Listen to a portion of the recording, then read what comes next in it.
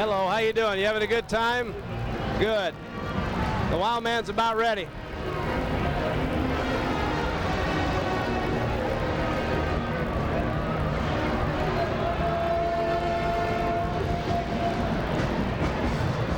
You go ahead and bring us on, why don't you, Dan? You bring us on. 3-minute mark. He'll point at us, let us know. Who do you want to cover tonight? I just do play-by-play and you do color. That's easier for me. Okay. I think it gets lost when you... Okay.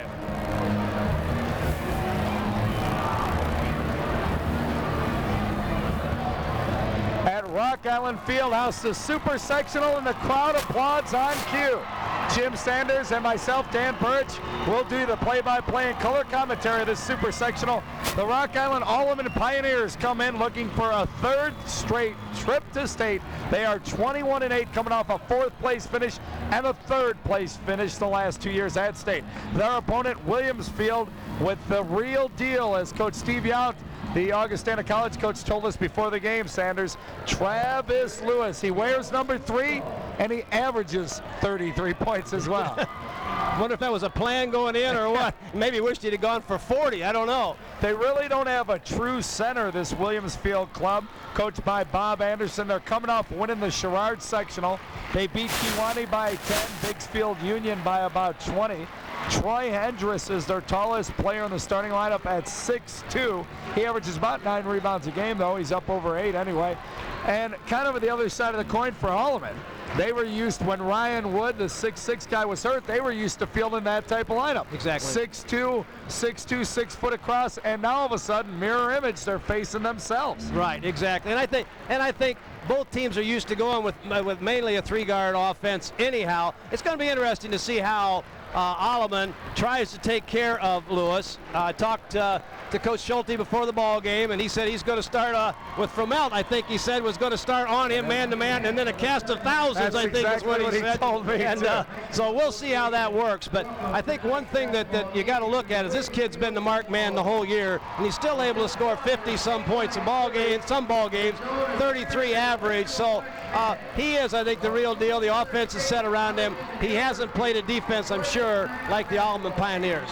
Well, he said to me, he said the same thing. Nate Frummel will start on him, and then he'll go to Dan Coyne-Logan off the bench, who was a starter a lot last year. We may even see the quickness of Pat Boss on him. They may go with a little more size on him, put Sotos or one of the Watson brothers on him, and even Jeff Manus, who's kind of a banger. So it's definitely going to be shut this kid down. But if you're Williamsfield, granted he doesn't score 30 points a game, but everybody knows to beat the Pioneers, you got to stop their little point guard, who doesn't get per se 33-point total, but he averages 16.4 a game, 7 assists. That's 14 points right there. Exactly. So he's up over 30 total as well. Yep. I think the thing about Voss is that he makes it happen on the offensive and the defensive end. We've seen him play enough times this year where, you know, even if he misses a shot, he hustles back the other end and knocks the ball away or steals the ball going the other direction. So he's a total player, but I think both these teams got here because they realize that every player has a certain role to play. And I think the Alleman Pioneers have done that well all year long, and if they can just gel here right now, you know, I think they took a little while for Wood to kind of get back into the mix, but once that happened, I think they're on a roll just at the right time. We'll get set for the national anthem and the announcement of the starting lineups, the Super-sectional here at Rocky. The Alleman Pioneers once again 21-8, and Williamsfield, they're called the Williamsfield is the Bombers, excuse me. It sounded like you said Falcons from up here, so I thought I had the wrong name. Welcome to tonight's IHSA. Once again, the winner of this heads to state. Class A, Illinois, Elite 8 action. And the athletic arena in the coach's class. Be smart, orderly attitude, sportsmanship. This is the time where I love where we make the sportsmanship appeal to the crowd, and when the ball goes up and the first whistle blows, we might forget that. Williamsfield Bombers. We'll introduce all the players tonight, Coach. I'll announce the non-starters here. Junior Neil Smith. Neil Smith for the Bombers, number 40. He's a 6'1" junior. 5'7" junior Dan Brown. Dan Brown, another junior, as you heard, 5'7", a little guy, real little guy. Number 50, Grant Strong. A sophomore who should play a little bit, Grant Strom. Another sophomore at 5'4", number 34, Dusty Gray. They're getting smaller, Coach. 5'4". 5 foot, 8-inch freshman. No wonder they're a one-man team. Bowman. We got 5'4" and 5'7" off the bench. No wonder their tallest starter's 6'2". Freshman, number 32, Seth Smith. Reggie Bauman and Seth Smith, the last two. Now they'll do the Alleman Pioneer bench. And now, A couple of freshmen, too. This must be a small school, Coach. It is 97 students, Dan. Holy cow. 97 students. 5'10", number 12, Kevin McLean. Hey, you see Kevin McLean announced, the first Pioneer off the bench, the shaved head. A junior, Joe Stays. He'll play a little bit. Actually, we could see a lot of those two on defense as well. Why not? You bet. You bet. Dan Logan. Dan Coyne Logan announced. Number 30. As we said, he'll come in off the bench, started a little bit last year. Mike Watson, his brother Chris starts. Mike gets a little PT. Senior at 6'1", number 34, Kenny Smithers. We've seen Smithers put in some good PT. The injury to Ryan Wood probably strengthened the Pioneers. No if question. anything. No question about that. O'Hearn, he'll play a little inside, bang. Next up will be Jeff Manus, who started. Number 43, Jeff Manus. There's a little more size already on the bench, just in Coyne, Logan, and Manus and a few guys. Senior, number 50, Real big size here. Decker. Coach, I've seen him play a couple, 2 or 3 times this year, and he has been impressive every time. Number 52, 6'8", 6'6", and Yep. 6'6" to Decker, Linden, and Parsons are announced. 54, 6'6" junior, Dan Parsons. And there's Parsons. Larry Schulte, of course, the head coach. He's assisted by Riordan Fry. And now, starting lineup. For the Bombers, Williamsfield.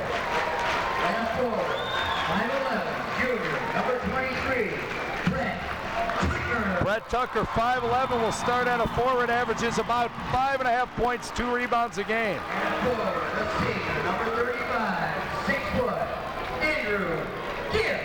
Gibbs gives him pretty good points, 8 points, about 4.5 boards, senior leader. Junior, number 45, 6'2", Now they list Andrus as a center, but you could argue he's kind of a forward as well. Nice stats though, 13.2 points, rather 8.5 points. They announce Engel brings the least to the starting lineup, just a couple points a game. And here he is, the one-man show. 33 points a game. He's over 2,500 for his career. Travis Lewis also pulls down about 6 rebounds. He's a player, and I just anxious to see him play this game because they're going to have to do different things against Alleman, that's for sure. Here go the Pioneers. We'll yell them out as they yell them out. They announce Voss first, kind of the exact opposite of what they do with Lewis. Right. 5'10", junior, number Alongside him, Nate Fromelt. Big crowd here for Alleman tonight. Great crowd. It's nice to see the gym packed. It really is. Full house tonight. You see all the green in your camera. You can see behind the bench Chris Watson out there, averaging about 11.5 and 4 rebounds a game. Steve Soda's coming off a huge sectional win. He had 29 points, averages nearly 14, and the leading rebounder at 6. And the big man back, Ryan Wood, 6'6", averaging almost 6 points and over 5 rebounds as well. And he can put up a lot bigger numbers than that tonight. I really can, because I think Sodas and Wood both on the inside could dominate this ball game. I think they're going to see a lot of that. Sodas is one of the guys when Wood was out. You know, if Wood's healthy the whole year and Steve's out on the wing shooting, he got 29 the last game, he could average probably 18 a game. But he was forced to go down low, and he did a great job of rebounding in the Western Big Six. And remember that, in the Western Big Six, so the 21-8 mark, a lot stronger than you'd think. Our national anthem being played here.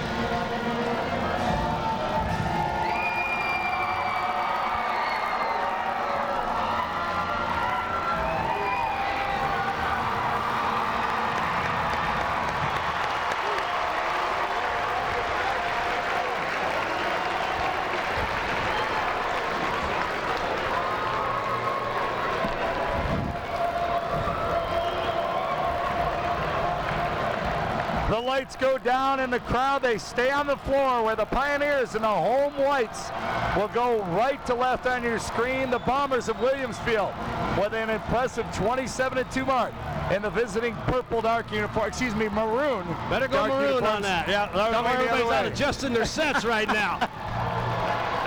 Speaking of Maroons, Moline, Galesburg, those are just a few of the powers along with Roch Island. Even in a down year, still tough. UT and Quincy along with Providence St. Mel. That's right. That the Pioneers have faced. That's exactly right. And that should make a difference in a ball game like this. Sodas will jump it up.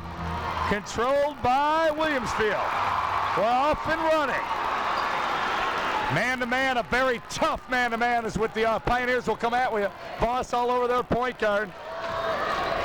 Engel looks like he's going to handle the point. That is Lewis with it, number 33. The high wristband up on the bicep. Keep an eye on him. Cut off sleeves underneath the jersey. Well, when you shoot that much, you got to keep those shoulders warm, you know. Looks like nice Williamsfield's by being patient. Pioneers really attack you. Schulte almost thinks going to a zone is a sin. A sin, right? Going to a zone, I meant to say, is a sin. Stolen away already. One turnover. Keep track of them. First one, a lot smaller squad, not only in stature, height-wise, size-wise, but also in people. Inside Wood, pump fake two. Right off the bat, Alleman takes the ball inside for an easy basket for Wood. Pioneers up 2-0. Ron Wood, the 6'6" guy who was injured all year, paying dividends already. Coming the other way, Lewis forces one, gets the rebound, partially blocked by Sodas. On the hardwood they go. Jump it up. Possession goes to Alleman. I'll tell you one thing that's going to make a big difference. If the officiating in this ball game allow the kids to bang like a typical Western Big Six game, like that play a minute ago, Lewis is not going to score 38 points. Did you see Lewis get off the hardwood like he was tackled? Look at him. He looks groggy at the top of the key. I'll tell you, with 97 students, I don't think Williamsfield plays football, so that may be the biggest contact he's had all year. From down low, Sodas out top. Watson thought about it. He'll jay a three. They've got about 3 3-point shooters consistently. Sodas inside, pump fake, looking for help out the boss. He'll fire. Short. Rebound. Sodas, they're going to say pushed off. Sodas is going to get that foul. A little aggressive on the rebound in there, and I think we talked earlier, Alleman may well just totally dominate those boards, and if they do, it'll be a long night for the Bombers. Family Ties Productions bringing you this Class A Illinois Super-sectional playoff game. Happy to be there. If I turn into a bit of a homer, hey, that's because TCI, we don't know if it goes Williamsfield. You know, during a regular Western Big Six or MAC game, I may have a North Bettendorf. I got to be careful. Not tonight, my friends. From the corner, their second leading scorer. Or excuse me, that's Andrew Gibbs who gets him on the board. Nice little set shot kind of out of the corner there, but he's wide open and he took that shot. One thing that Larry Schulte's club has to be leery of is not underestimating the rest of the Bombers. No question about that. And we're tied up at 2s. 2 minutes gone by. Wood, that's not his shot. Rebound Williamsfield. Coach Robert Anderson for Williamsfield was up again, wanted a charge after that, or a push off after that pass. He's going to expect that to be called, and if it isn't, then it's going to be a struggle, I think, and he knows that. On the drive, Engel, and there's going to be a touch foul. I think it's on Voss. I'm going to make a statement here, and we'll see how this applies. The official that just made that call has called 2 touch fouls early, and their other official let some contact go. Now, that's not a real good mix. You either both have to call them or you both don't call them, but don't have one guy doing one and one doing the other. But these guys are refereeing the Super-sectional. What do you know about officiating? There's one there on number 20. I'll guarantee you that. And they're calling for Melt running through the pick. Well, you're right, but I haven't missed a call in 2 years, Dan. That's one thing. That's right. It's like football. I haven't lost a football game in the last 9 years either, so top that one. Teasing Coach Tim Sanders. Probably actually more well-known in the area as an official than you were as a coach. More years at it. Inside. Now that's their second leading scorer, Troy Endress. And it's a 4-2 Williamsfield lead. Worked that ball in the post and got that shot off the board. Nice play. Stolen away. It's Lewis. You see Voss backed off that time. Wood just went straight up. Once again, that referee let him play. Yep. And then he calls the reach in on number 20, Josh Engel. First foul for Williamsfield. Well, I'll tell you, both teams are going to take that ball to the basket. It's going to be a physical ball game, and I think the fans are in for a treat tonight. 5:05 to go here in the first quarter, 4-2, Williamsfield. And Alleman with the ball, trailing by a pair. Wood inside, high post. Watson for three. Rebound, nice rebound by Andrus. Remember, he averages about 8 a game. That's a block on Boston. That's his second foul. That's a big foul, a huge foul right now, although I'll say this, having seen Pat play, he may not commit another foul in the next week. I was going to say, I've seen him play. He's been in foul trouble early. He looked to the bench. You may have seen it in camera, waved off Larry Schulte and his staff. I've seen him play with 4 fouls, I think, for the last 3 years. Voss is on Engel. But the Williamsfield, they're looking for that third one in a hurry now. It may not come. Voss does have a habit, even when he dribbles, to put that forearm out. He does on defense, so with different officiating, we'll watch for it. Is that another foul? It's on Vermelt. His second. Well, the coaches are working hard right now. Obviously, Coach Schulte wants a physical game right now. Yeah. Coach Anderson is down there. Neither one of them have been happy with these calls so far. Larry Schulte's got to be thinking, hey, compared to UT and Roch Island, we're a passive team in the Western Big Six. Open as Ingus. Oh, nice play that time. Beautiful feed. Beautiful assist by Andrew Gibbs. 6-2, and we have yet to see Lewis score. Watson thought about another 3. Missed the first attempt. Soto's pumping. Nice feed to Wood. He's got 2 buckets. Very good play there. High-low with Sotos and Wood. Well, you got to respect Sotos from the free throw line because he can shoot that ball from there and farther out. So you got to respect that of Alleman right now. See if the foul situation, I'll word it that way, comes into play, because Alleman not quite as aggressive as you've seen him all year long after the made bucket. Lewis, pretty move through the legs. Come up fire, and he's missed about 3 or 4 shots. Board, but look at Andrus. He has 6 points already. He's 6'2", but he looks bigger than that. He looks a lot bigger. That must be legit in your socks, at the NFL Combine. There 6'2". you go. There you go. Most coaches lie the other way. Coach Anderson, this kid's got to be about 6'4", I think. Voss forces one. Alleman definitely out of sync a bit. On the drive, Lewis, he's missed all of his shot attempts. That one's going. But each of his misses, he's got his own offensive rebound, though. 10-4. Great effort by Andrus, but hey, you're going to like that foul if you're Coach Bob Anderson. Excellent, excellent hustle. Second team foul for the club. First sub for Alleman coming in the ball game. Dan Coyne-Logan, 6'2", junior. Vermelt will come out. Dan Coyne-Logan was a starter last year as a sophomore with Voss in the backcourt as they made that run to 3rd place in state. Sotos will come out. Goose short. A 6-point lead for Williamsfield. Will they add to it? Lewis with a little stutter step. Got it. Oh. Look out. I'll tell you, Coach Schulte, most coaches right now would be looking for timeout, and he doesn't use very many timeouts early in the ball game. His kids are experienced. They'll play through this. Well, Wood had 2 buckets down low. He's the only one to score. All the Williamsfield crowd's going to get on that one. Yep, there's no question, Dan, that he traveled. The problem was why. He forced, right? There you go. Did he get a little bump from Wood going after the shot? Well, big break for Alleman there. Voss, he'll fire a 3 quickly. You got to watch him. He'll come inside off the window. And one thing we mentioned, not only can Pat Voss play with like what seems like eternity with 4 fouls, he'll score 20 points, 19 in the quarter. All of his games where he's 28-26, he has a huge quarter, so watch him heat up. Wood on the rebound with the miss. Voss up quickly to Watson. Nice look, knocked out of bounds by Lewis. Good hustle and play by Lewis that time to get back on defense. 12-6 Williamsfield. Well, how about this ball game, huh? Nobody's going to stand around here. There's hustling at both ends. There's Voss. He's tough on that dribble. Almost lost it. They wanted a double dribble, but Lewis knocked it away. Knocked it away. Coyne-Logan loses it. Here's Williamsfield nice up to pass. Lewis. Voss goes for the strip, undo it. So Lewis, after the slow start, now has 6. Voss loses his footing, I should say, hangs onto the ball. Watson from the free throw line, back of the iron, rebound Wood. Wood's playing big, misses there though. Big rebound inside that time for Williamsfield. That's Troy Andrus, huh? Lewis with that high dribble stutter step, his team up by 8. Out top to Tucker. Back to Lewis. Looking inside to Indris. He has a half dozen, I should say. You bet. Oh, boy.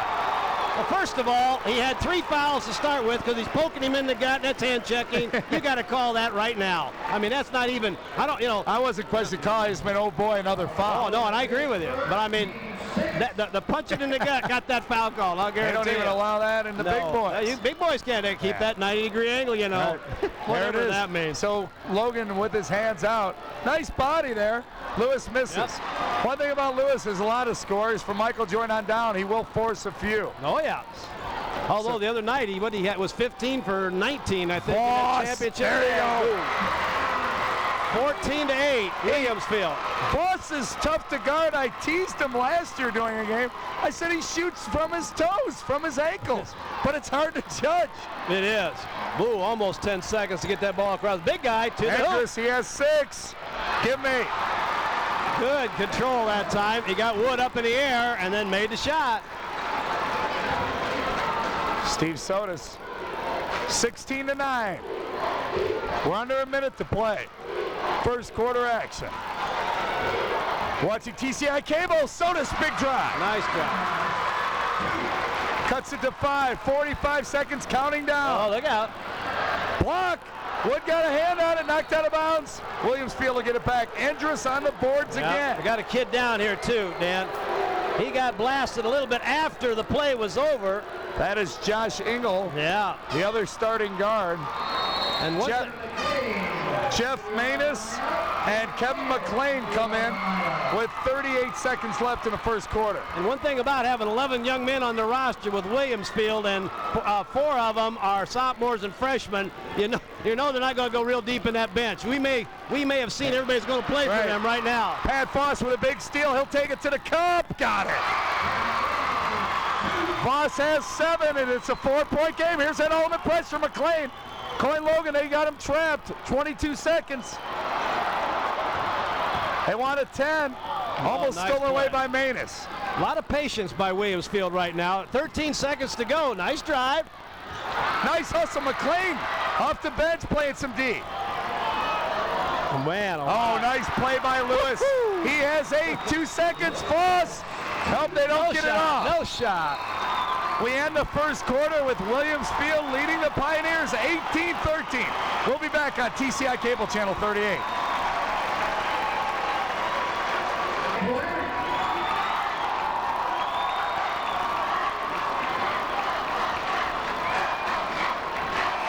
Williamsfield will start with the ball and a 5-point lead. Second quarter, 18-13, here on TCI Cable Channel 38, Family Ties Productions. And Coach Sanders, no surprise, Lewis and Andrus each with 8. That's how they got the lead. They're 2 big guns. Well, Voss has been the man, too, for Alleman. That's true. 7 points for him to lead the Pioneers. No big surprises yet. I'll tell you what, anybody that sat back and said, well, I wonder how Williamsfield got here. If they watched that first quarter, they found out.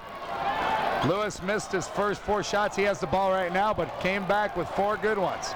Driving baseline, they've got to cut that off, and that's another block. Yep. Manus did not get there in time. And I'll tell you this, too. I don't know if you've played on this floor, been up and down this floor. It's not called the Rock Garden for nothing. This is the hardest basketball floor maybe that I've ever refereed a game on, and Williamsfield has been on that floor a bunch already. That can't feel real good. As opposed to like Wharton is considered pretty soft. Real soft. This real is soft. the polaristic end of it. Exact opposite. Lewis misses a free throw. That's big. Sodas loses the rebound. You bet. Holy cow. Another good call.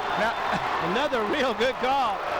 I'll tell you what, right now, the problem as I see it, Alleman is getting out hustled to the ball, and they're grabbing people. That's right. I think there's a little frustration right now. I'm sure Alleman didn't come here and say, okay, at the end of 1 quarter, we're going to be down 18-13. No way.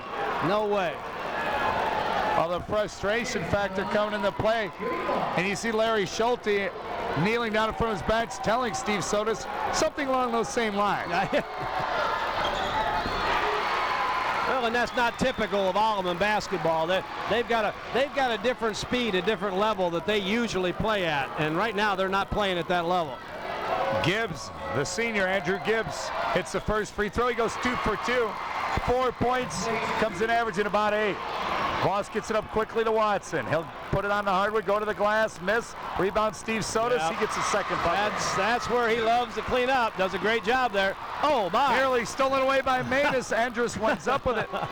Man. I tell you that McLean's a hustler, number 12. Yes, he is. He's one of the few Pioneers getting it done on defense so far. Oh, I've liked what I've seen about him during the course of this year. He's a major asset to this ball club.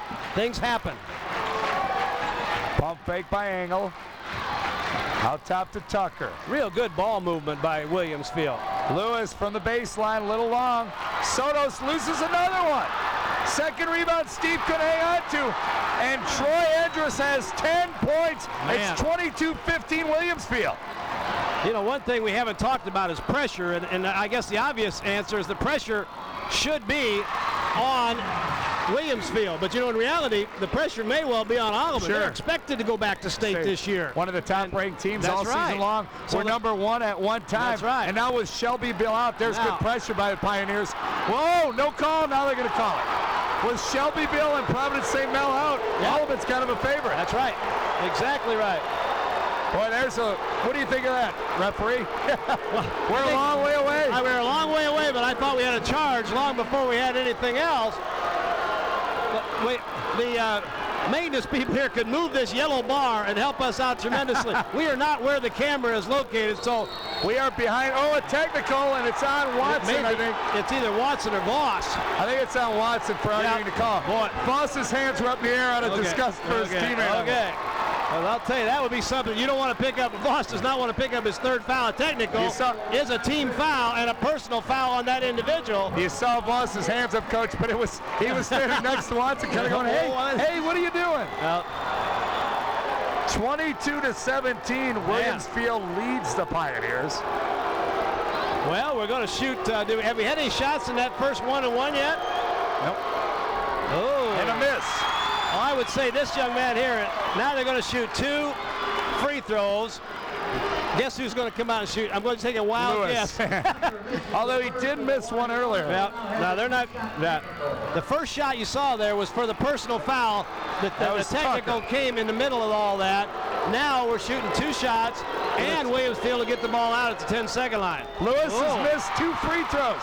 He missed one when he was fouled earlier when Sodas lost the rebound, and now he misses his second one. He hasn't made much away from offensive boards, really, and layups. Holy God gracious. Woo! And you got to be kidding me.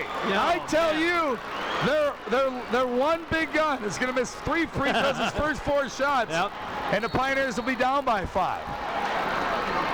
Well, and you're in a situation right now that, they had a chance to make this a huge play, and now they're going to be lucky to get 2 points out. Not even going to get 2 out of it. Voss with a steal. Looking to penetrate. Pulls up cross court. McLean with the pump fake. Ooh. Now we're going to call him close. Now this will help. One thing, aside from maybe Voss, you could argue, Pioneers can go deep. You lose Wood, Manus comes in. You lose Watson comes in. That's right. But if you lose Andrus, who has 2 fouls, your next guy coming in might be 5'7" and 5'4". That's right. Williamsfield. And the freshman. Or sophomore. One thing about that is that because they're only go 5 guys or maybe 6 at the most, they're used to playing with fouls. I mean, they know they can't commit another foul right now, so they'll back off, which is good for Alleman, but at least they're going to be in the ball game. 2 minutes gone by, second quarter action. Pioneers trailing 22-17. Alleman in the white with the ball. In our half-court set, Sodas comes out top. Williamsfield in the zone. And I'd be worried about playing them in a zone. Nice rebound, Manus. Reverse. Oh, what a play. He just cleared out everybody on that one. Jeff Manus. His brother Charlie, of course, led the surge that got the Pioneers to state a few years back. Another miss, another rebound, Andrus. Block, Sodas. Andrus stays with it. Andrus again. Oh, what an effort. What an effort. My gosh, he stayed with that. 2 offensive rebounds. Battled through arms all 3 times. Sodas had the block, but you can tell he didn't want to risk it after that with a couple of fouls. That's right. Andrus has a dozen. It's 24-15 Williamsfield. And a pass right out of bounds. Turnover. Pioneers checking in for Alleman will be number 22. Chris Watson, rather. Ryan Wood, number 44, came in also that time. Missed him. Thank you, Coach. minutes left, first half action. 5-point lead for the Bombers. Pioneers still coming after them. Well, nothing. The pressure's going to get There it greater. is. That's right. They do not let up. Thought about it. Watson's just checked in. Whirling dervish. Well, there were two Williamsfield guys on the ground after that play. Not ideal rebounding position. Lewis. Oh, nice move. Little dribble. He misses again. Wood with a big rebound. Ryan Wood and Sodas have done a nice job rebounding. They just mishandled it a few times. Voss pulls up free throw line. Miss. Look at Manus trying to get one again. Up court. And that's the first big mistake, really, that Williamsfield has made, I think. Another thing about tough shooting background here at Roch Island, I'm not sure where, I wish I had their schedule, where Williamsfield has actually played, but I know they came out of the Sherrard sectional, and I think the regional was at Knoxville or somewhere like that. I think you're right. And so consequently, unless they're in a big Christmas tournament somewhere, they haven't seen anything like this field house, where Alleman, of course, plays some of their home games here and plays Roch Island here. Oh, over the back. Oh, they're going to call. Oh, look out there. Andrus on the push, and that's his third. That's a huge foul there, Dan. Hard to tell. Once again, we're on the other end of the floor, and Wood was kind of on the right side. Yep. From here, you think it was over the back, but was it Andrus hip, and you never know. Well, it's one of those things where it's hard to imagine a guy that has inside position making a foul, but he came over from the other side. Very possible. Very possible. Inbounding underneath their own hoop. Watson goes inside to Steve Sodas. Pump fake out to Chris Watson. A little bit more aggressive D by Williamsfield here. Well, they want to stop it. They got to turn it up a notch now defensively. Wood pump fake.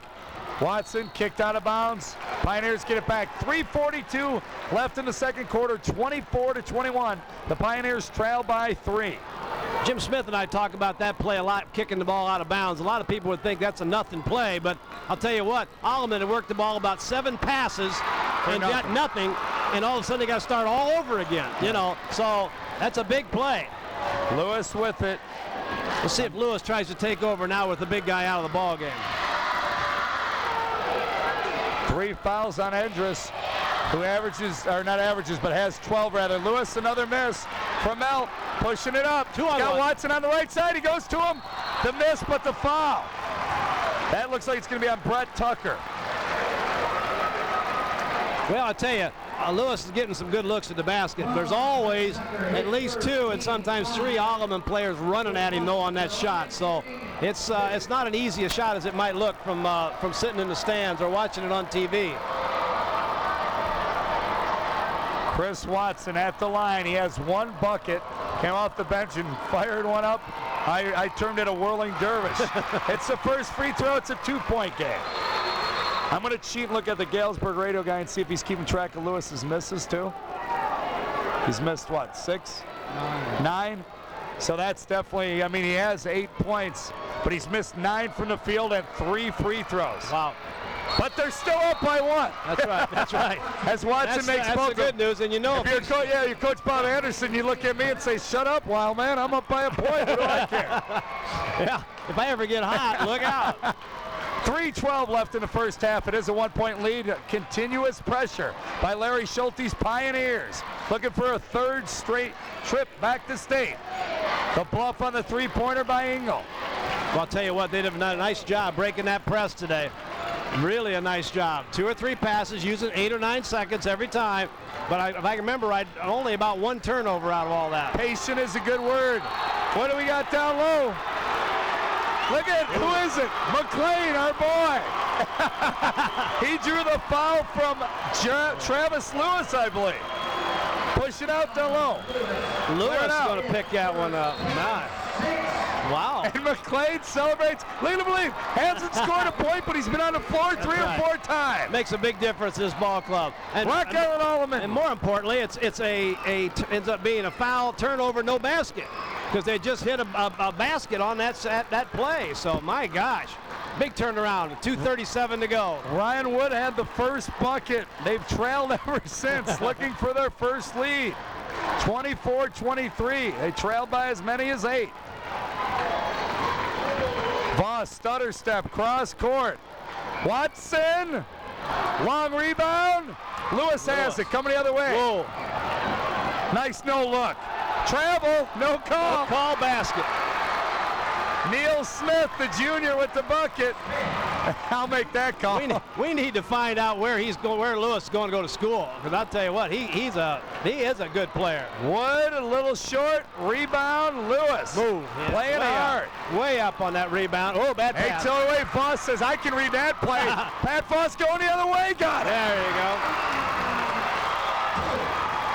Boy, Williamsfield to get that ball up down the court, too. Back to a 1-point Williamsfield lead. They have the ball. We're on about a minute and a half. That's a hit bucket. He looked like he was squatting. You know what? God, that shot was popular in my days, but I'll tell you what, he was open and he put it in the hole. That's all that makes any difference. 6 points for Andrew Gibbs, back to a 3-point lead. Illinois has an unusual shooter on their ball club too, but the ball goes to the basket, nobody ever cares. Oh. That was a forced shot. Yep. Williamsfield may take their time, a minute 10, 3-point lead. We near the half. Lewis is smooth with the ball as well. Three-pointer, Engel, got it! Nice play. A huge three. I'll tell you, Lewis is drawing a crowd right now, and when the other guys can shoot that ball, I'll tell you. Great first half, despite a little off shooting. Reach in, no travel. I'll tell you what, Alleman may want to put it in Pat Voss's hands. The whole second half. Oh, hey, look who's coming back in. McLean comes in. Our defensive Voss stopper. a little bit. That's a good smart play there. Voss with 2 fouls, going to sit down for the last 47 seconds. He's never happy about it, though. If Alleman gets the ball back, Voss will be back in the game, though. If there's a dead ball, I'll bet you that money, too. 40 seconds left in the half. It's a 6-point Williamsfield lead. The Bombers with the ball, 31-25. We near the halfway minute, or half-minute mark, I meant to say. It looks like they're going to run some time off the clock if they can here. Maybe going for the last shot. Boy, Alleman is chasing. Nice McLean with another steal to Fromelt, coming the other way, 20 on the clock. Nate, left side, foul. It's on Neil Smith. Was that McLean on the defensive end again? Yes, it was. I'll tell you, he has made a difference. You know, this could, without him in this ball game, you're looking at maybe a 10-point lead for Williamsfield. Nate Fromelt hasn't scored yet. 2 fouls so far. Looking to help out at the charity stripe. His club down by 6. The number 5 ranked Pioneers in and out. This has not been a good free throw shooting night for either team so far. Got a sub coming for the shooter, Dan, if we get a made free throw here. Jake Smithers is up off the bench, it looks like. He's going to check in with Dan Coyne-Logan. Fromelt hits the second one, puts the deficit at 5. Well, Alleman's going to give, you know, some fresh legs a chance here with 18 seconds to go. Hey, it's going to be close to a 5. They get it into Lewis. 15 on the clock. McLean on Lewis. I like that matchup. That's a good matchup. Good matchup. And he's got lots of friends waiting in case Lewis gets loose. Trying to Lewis, 4 seconds. Oh, no. What's the call? 5-second call. Closely guarded. They took that out of college. Yeah. So that's how stupid I am. Well, that's fine. And I hate that, the fact that they took it out of college. Well, you're right, because I tell you, you got to reward the kid for playing great defense, and a 35-second clock isn't enough reward. You know, just so they get it to Lewis. He's going to launch a half corner. No. Little strong there. Wow, what a half, Dan. A halftime lead. 31-26, Williamsfield on top. We'll be back with an even more exciting second half, I'm sure, on TCI Cable Channel 38. We're on 2, Jess. Can you hear us?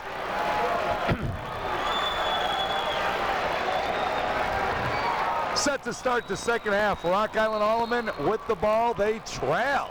31-26, Jim Sanders. Man, not a lot of people would think that would have happened here in this ball game, but I'll tell you, Williamsfield's for real. And Alleman, I think, will still win the ball game, but it's going to be a battle right to the wire. Voss, Sotis, Watson, Fromelt, and Wood, the original starting 5. Voss will launch a 3. Long, nice rebound, Wood. Leaves it short, though. Wood's going to pick a foul up going over the back, I think. You take a note that Endress comes back in, Troy Endress. He has, I think, 3 fouls. Is that right? Yes, and he has a dozen points. And he's in the ball game. He's got 2 to give. I got 2 for this half. I just won't jump on somebody's back. Pioneers come out with pressure right away, trailing by 5. Well, I think Alleman hopes here in the second half to cause more turnovers, and I think that probably, oh, nice move. Lewis. They're hoping that Lewis gets on track and shoots closer to the normal percentage for him. He missed 10 shots in the first half, 0 for 3 from the free throw line, but he still has 10 points right now. Look at all the rebounds. And look at all the maroon jerseys. Is that his name? Troy Endress cleared out 2 Alleman guys. Look out. Lewis 2 for 2 this half. Just kind of got a Kukoc type dribble. Kind of looks like he's going slow and loping along there, and he gets right by you. Well, the Alleman crowd wanted to palm him here a while ago, but his hand never got underneath the ball. He was on top of the ball every time. Boy, this is an exciting start for Williamsfield in the second half, and a lousy start for Alleman. Sodas with a miss. Nice rebound, Watson, bucket. Good offensive putback. Alleman needed that one. 6 points for Chris Watson. Stolen away, Pioneers. Watson with it. To his right, no, he goes straight up himself. Watson does a nice job. So with a minute and a half gone, he already matches his first half output. 4 more. You can't. Boss, another steal. You can't turn your back on Alleman, that's for sure. They're going to put that little forearm up. Kicks it out. Watson for 3. Watson, I thought he was going to be on fire for a moment. Lewis coming the other way. Oh, another. No, travel. Woo. I was going to say Nate Framelt's going to hate this game. Yeah. Because he ain't picked up some fouls early. That was a tough call. But I think probably the official's interpretation there was that the travel occurred before the bump did, and I think he's probably right. Man, a lot. You know, I thought, well, we'll probably start the second half. Things will calm themselves down a little bit. They're going more and more crazy. 35-30. It was a 5-point halftime lead, so we sit still. Each team exchanging buckets, or more importantly, Chris Watson and Travis Lewis exchanging buckets. Fromelt out deep to Voss. Pump fake, thought about baseline. Sodas looking inside to Wood. Oh, jeez. Woods is stunning the people under the basket. Voss, he has 12 points. You got to think if you're Pat Voss, you're an all-stater too. That's right. This is quite a challenge with the Lewis kid coming in too. You'd like to answer. Yeah. I'll tell you what, this Pioneer pressure will not let up. No. And it's starting to have a little effect on Williamsfield right now. Right there, another travel. So that's already 3 turnovers. That's about as many as they had the whole first half. Well, and you take a look, with the exception of Endress sitting down because he had 3 fouls, this starting 5 is going to go the whole ball game. And Alleman has had a chance to rest their guys. Voss thought about it again. Lewis with the long rebound coming the other way. He does dribble it out there high. He loses it. Jump ball. Williamsfield will get a change of possession. That dribble between 2 players may work in some schools and some small gymnasiums, but in the field house here at Roch Island against Alleman, that's not going to work. Too many turnovers right now. I'm sure Coach Anderson's sitting there saying, boys, we can't do this. That's as many turnovers as they had the whole first half. And we only played 3 minutes here of the third quarter. Engel with it out there. He shot a 3. Earlier, Voss almost steals it from Lewis. Lewis to Engel. Engel tries to feed inside, another near turnover, and they're going to go the other way.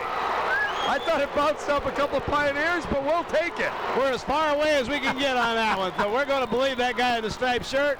Alleman gets the ball back. Yeah, you can definitely see the Pioneer pressure picking up. Sodas almost takes up the official. Inside the Wood, pump fake off the window, got it.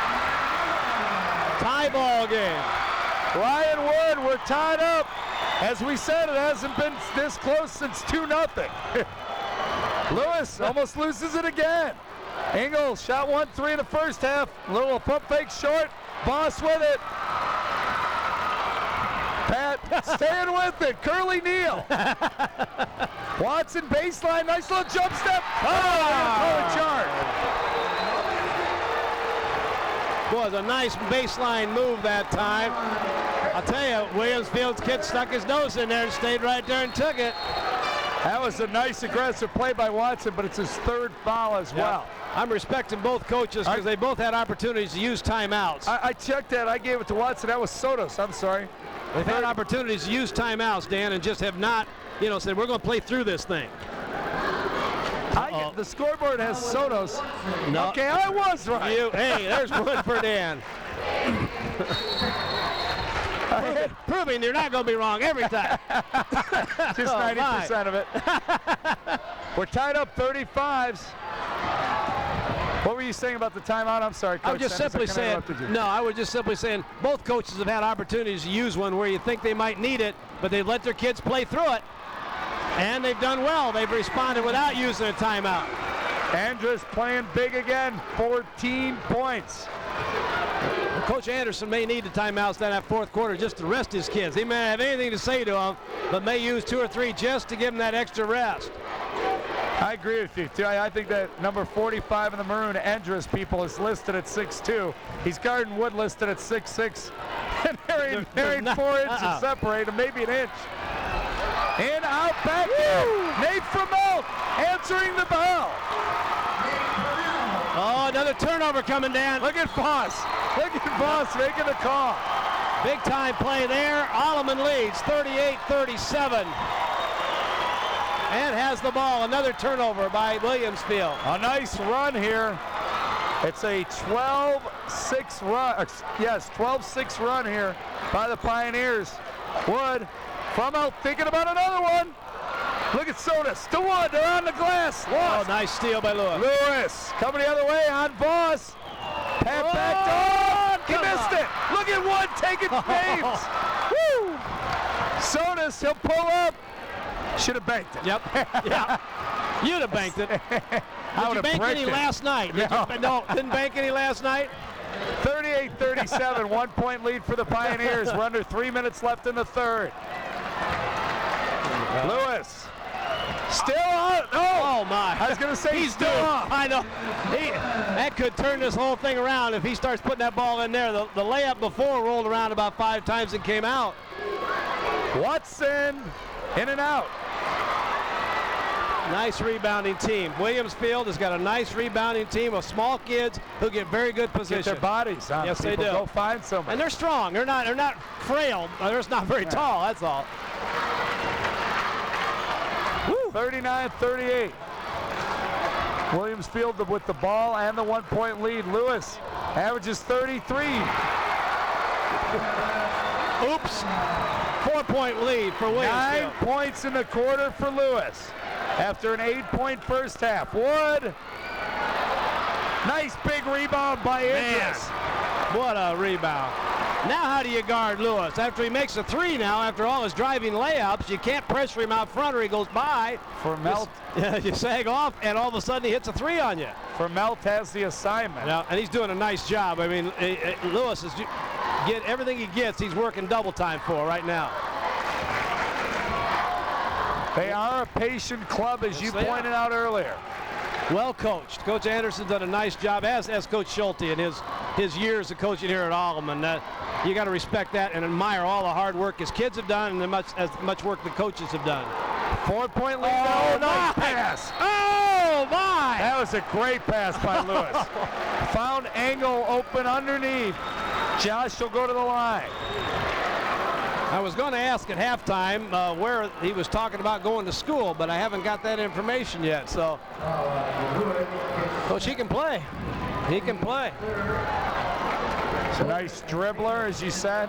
Steve Yount was saying that he's the real deal. And his eyes were kind of bright when he said that. Maybe he'd like to see him be the real deal here in Roch Island. If you like Roch Island, well, we're just right down the street here. Engel hit a three-pointer, his only shot so far, and he misses that. Well, one thing to help out the Pioneers, they've missed their free throws. Yes. Well, we don't know, haven't seen a team one time. We can't say, well, this has been a chronic thing all year, or is this just something that's happened here tonight in this critical ball game for them? Josh Engel does a deep knee bend to try to crank him out and it helped. Rattle that one home. 43-38, 1:15 to go in the third quarter. As we near the end of the third quarter, nearing the minute mark, Voss with it, the club down 5. So a little run and an answer by Lewis and Williamsfield. Oh, another three-point play coming. Kevin McLean made some big defensive plays in the first half, but that time he got caught. Well, I'll tell you what, I thought when Alleman made that jump to what, 30, was it 38-37? Was that the lead they had? 30, yes, exactly, 38-37. I thought, that's it. Williamsfield, the bubble's going to burst, the wheels are going to come off, and since then they've run off 9 straight points. Man alive. 3-point plays, you mentioned by Lewis. And Lewis is just starting to warm up. That's the scary part. 12 points in the third quarter. Coin Logan, good rebounding. Whoops, he might have traveled, but Voss playing some defense. Real good defense. There's the trap. This is how they got back in it. Oh, down the court. Another layup coming. Angle, pump fake, bucket. 10-point lead for Williamsfield. What an answer. What an answer by Williamsfield. 11-0 run. It was 38-37. Manus, stop the bleeding. There's 2 to come back. 18 seconds. They're not across half court yet. Not close yet. Barely. Ooh. 10 seconds. They'll go find Lewis. I was going to say, if he doesn't touch it pretty quick, I'll be real surprised. Oh, nice drive. Boy, they let him go right by it. At the buzzer. 50-40. Williamsfield over the Alleman Pioneers. Troy Lewis, 14 points in the quarter. And that's pretty much the difference. A 10-point lead for Williamsfield. We'll be back with Alleman's comeback in the fourth on TCI Cable Channel 38.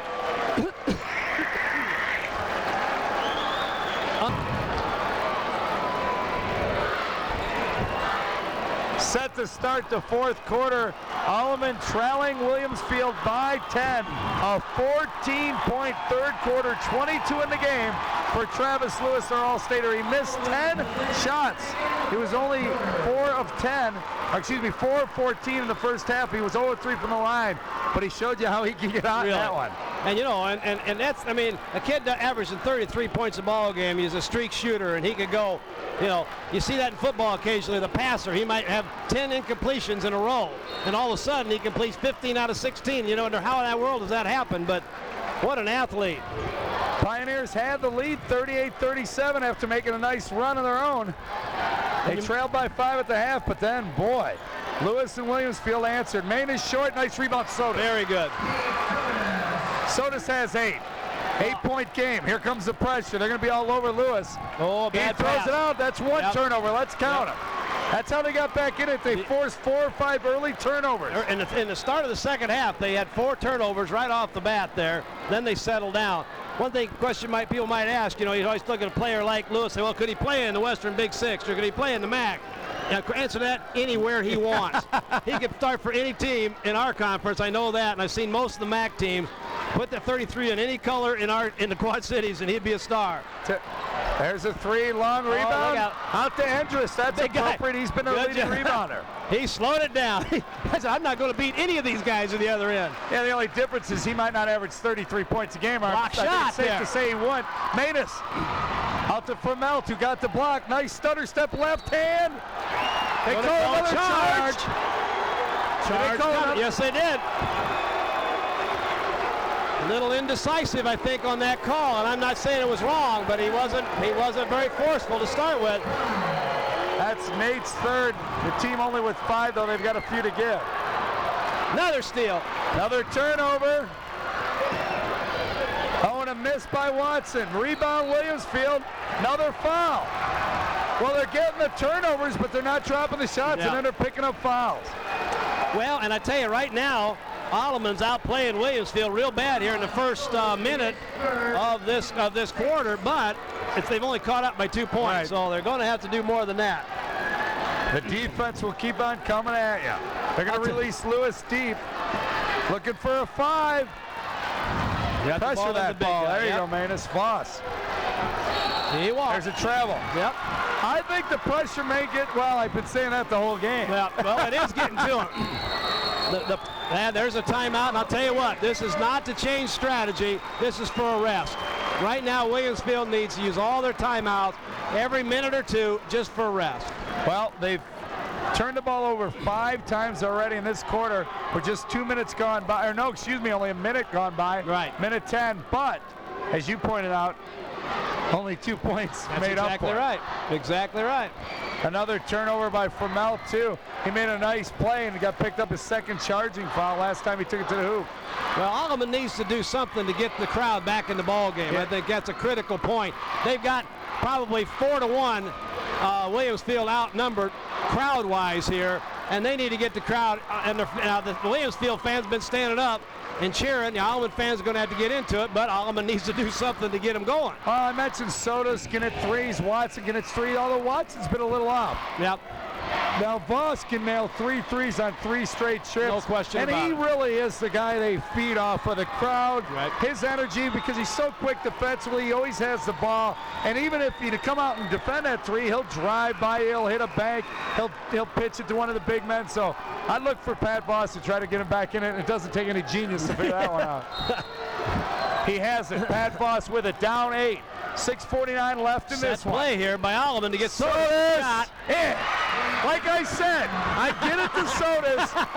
And he can get 3 threes and get you right back in the ballgame. It may have sounded like Voss. Sodas The crowd and Voss. was loud. Yeah, that's right. 50-45. Another steal. Near steal. Lewis. Now it's a turnover. Oh my gosh. I don't know what that can't. My angle must not have been very good. But Alleman now right back into 5 down. 5 down, 6 turnovers in 2.5 minutes. Sodas again. Long rebound kept alive by Manus. Williamsfield has it. Up to Lewis. Behind his back, rather.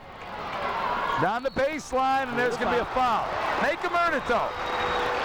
Well, I'll tell you, Lewis had not touched the ball much. Alleman was doing a great job of keeping him away from the basketball. And when the going gets tough, he's the guy that took. He was going to go 1-on-5 if he had to, but he drew the foul there. And now let's see if they can change their luck on these free throws. He's been to the line 3 times, missed all 3.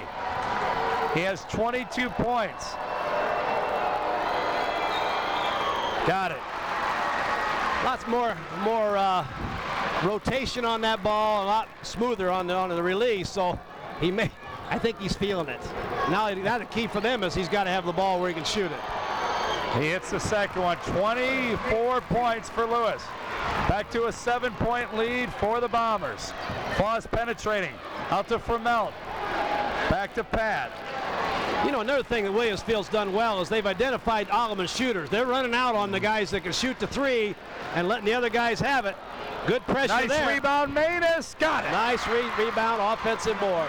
Wood is out, but Manus is in. As I said earlier, you don't lose a lot with a lot of the substitutions.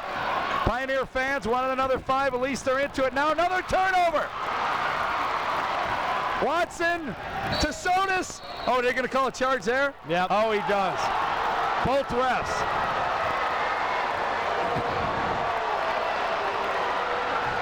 I'll tell you what, I admire, and also if it's a shooting foul now, it's not an offensive foul because it was on a pass, and so consequently they'll go down and shoot one and one at the other end if they're in the bonus.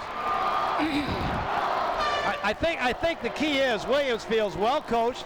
If you're out of control, excuse me, a little bit, they'll step in front. Well, they've done it to Fromell, they've done it to Watson, they've done it to Sodas. That's right. Either team. Do not throw ice or anything else on the floor. Your caution will be ejected. 52-47 as the PA announcer warns a few of the good Catholics who didn't agree with the call. 5-point lead. There might be people infiltrating over there, you know. It may not be the Catholics altogether. You can't blame them.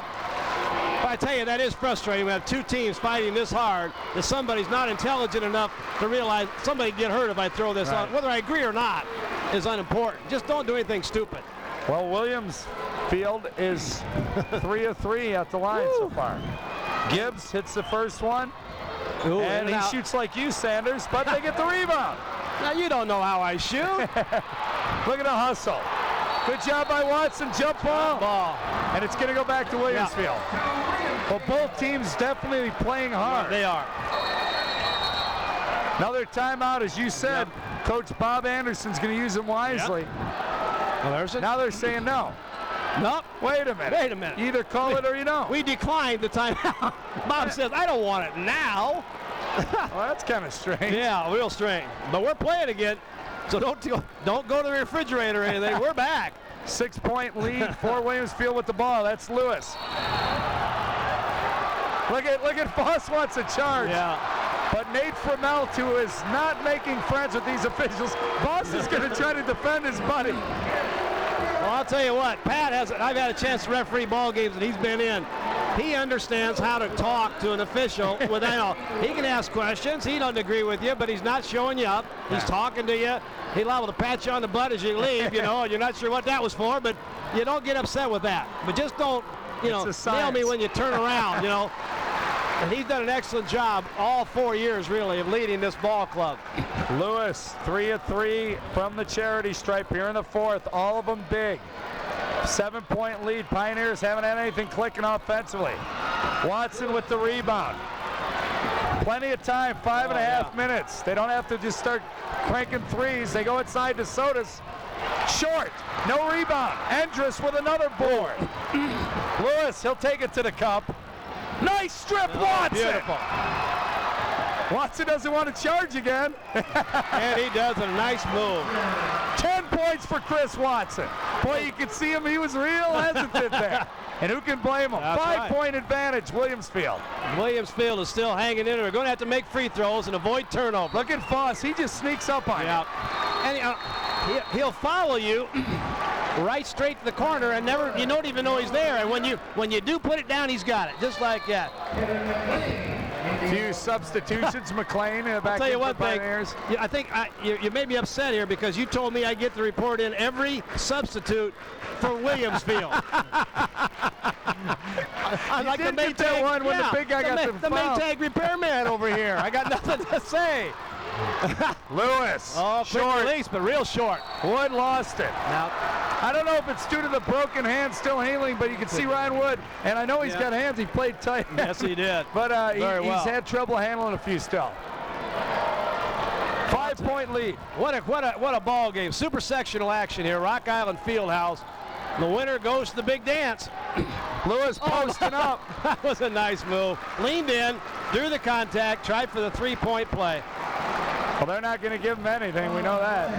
And they're going to see how it plays in Peoria again this year, of course. I almost always want to say down to Champaign again, but I'll tell you what, fans, if you get to Champaign, you've gone too daggone far. Turn around and go back. They're kind of close. 5-point lead for Williamsfield. Their big gun. 25 points on the night for Travis Lewis, excuse me. Troy played for Purdue a few years ago. We at least haven't said Travis Wilson yet. Yeah. That's one that I thought for sure. Larry Schulte did when I interviewed him. And his comment was, well, he killed us He's too. killed us also. 30 points now. Or excuse me, 27 points, check that. Man. 4 minutes, 43 seconds to go, Dan. 56-49, the lead Williamsfield. The ball, Pioneers of Alleman. Oh, look Stolen at this. away by Lewis. Voss will try to cut him off. He does, but nothing to it. My gosh. Well, the Alleman crowd is standing up on the far side over there. They need something. Quiet, though. They got something. Steve Sodas having a big quarter, 8 points, 2 threes, and it's back to a 6-point lead. We'll keep it here. 4:20 left. Well, you've done what you want. You've forced 7 turnovers by Williamsfield, but here you still trail. You've only cut 4 points into the gap. It was 50-40 to start this quarter, 58-52 right now. Well, the one thing you talk about, I'm sure Coach Schulte is in his mind saying we got to continue to create turnovers, and then we got to convert. If you're Williamsfield, Coach Anderson is saying, boys, we got to eliminate the turnovers and make free throws. If they cut out the turnovers and make more than 1 out of 2 free throws, they're going to put this ball game away. And if you're Coach Schulte, you say, hey, You know, we're still down 6, but we've already taken 4 off it, and we're not at the halfway point. That's right. Over 4 minutes left, we can knock another 4 off it, and if we are in it within a 2-point game with 30 left, I'm happy, and that's Plenty of exactly what time. he's looking at. Coach Anderson, of course, has 3 timeouts left. This timeout by Alleman helps, gives his guys a chance to recuperate without having to use one of their own timeouts. So in reality, they've got this one plus 3 more. So there's plenty of time for them to rest up. So I think they're going to be okay going down to the end. We'll just have to wait and see. 4:20 plus the free throws help a little bit. You bet. Inbounding for Williamsfield, Andrew Gibbs. He's got 8. Well, nice job. Nice job of setting up that and getting the ball to Go right. to Lewis. Lewis to the right man. Absolutely perfect execution of the press breaker. Well, their 2 top guns connecting there. Andrus has 16 and has killed the Pioneers on the glass. Rebounding. 3 by Watson, short. Andrus with another board. Jump ball. Okay. That's one call that may have went the Pioneers' way finally. Yep.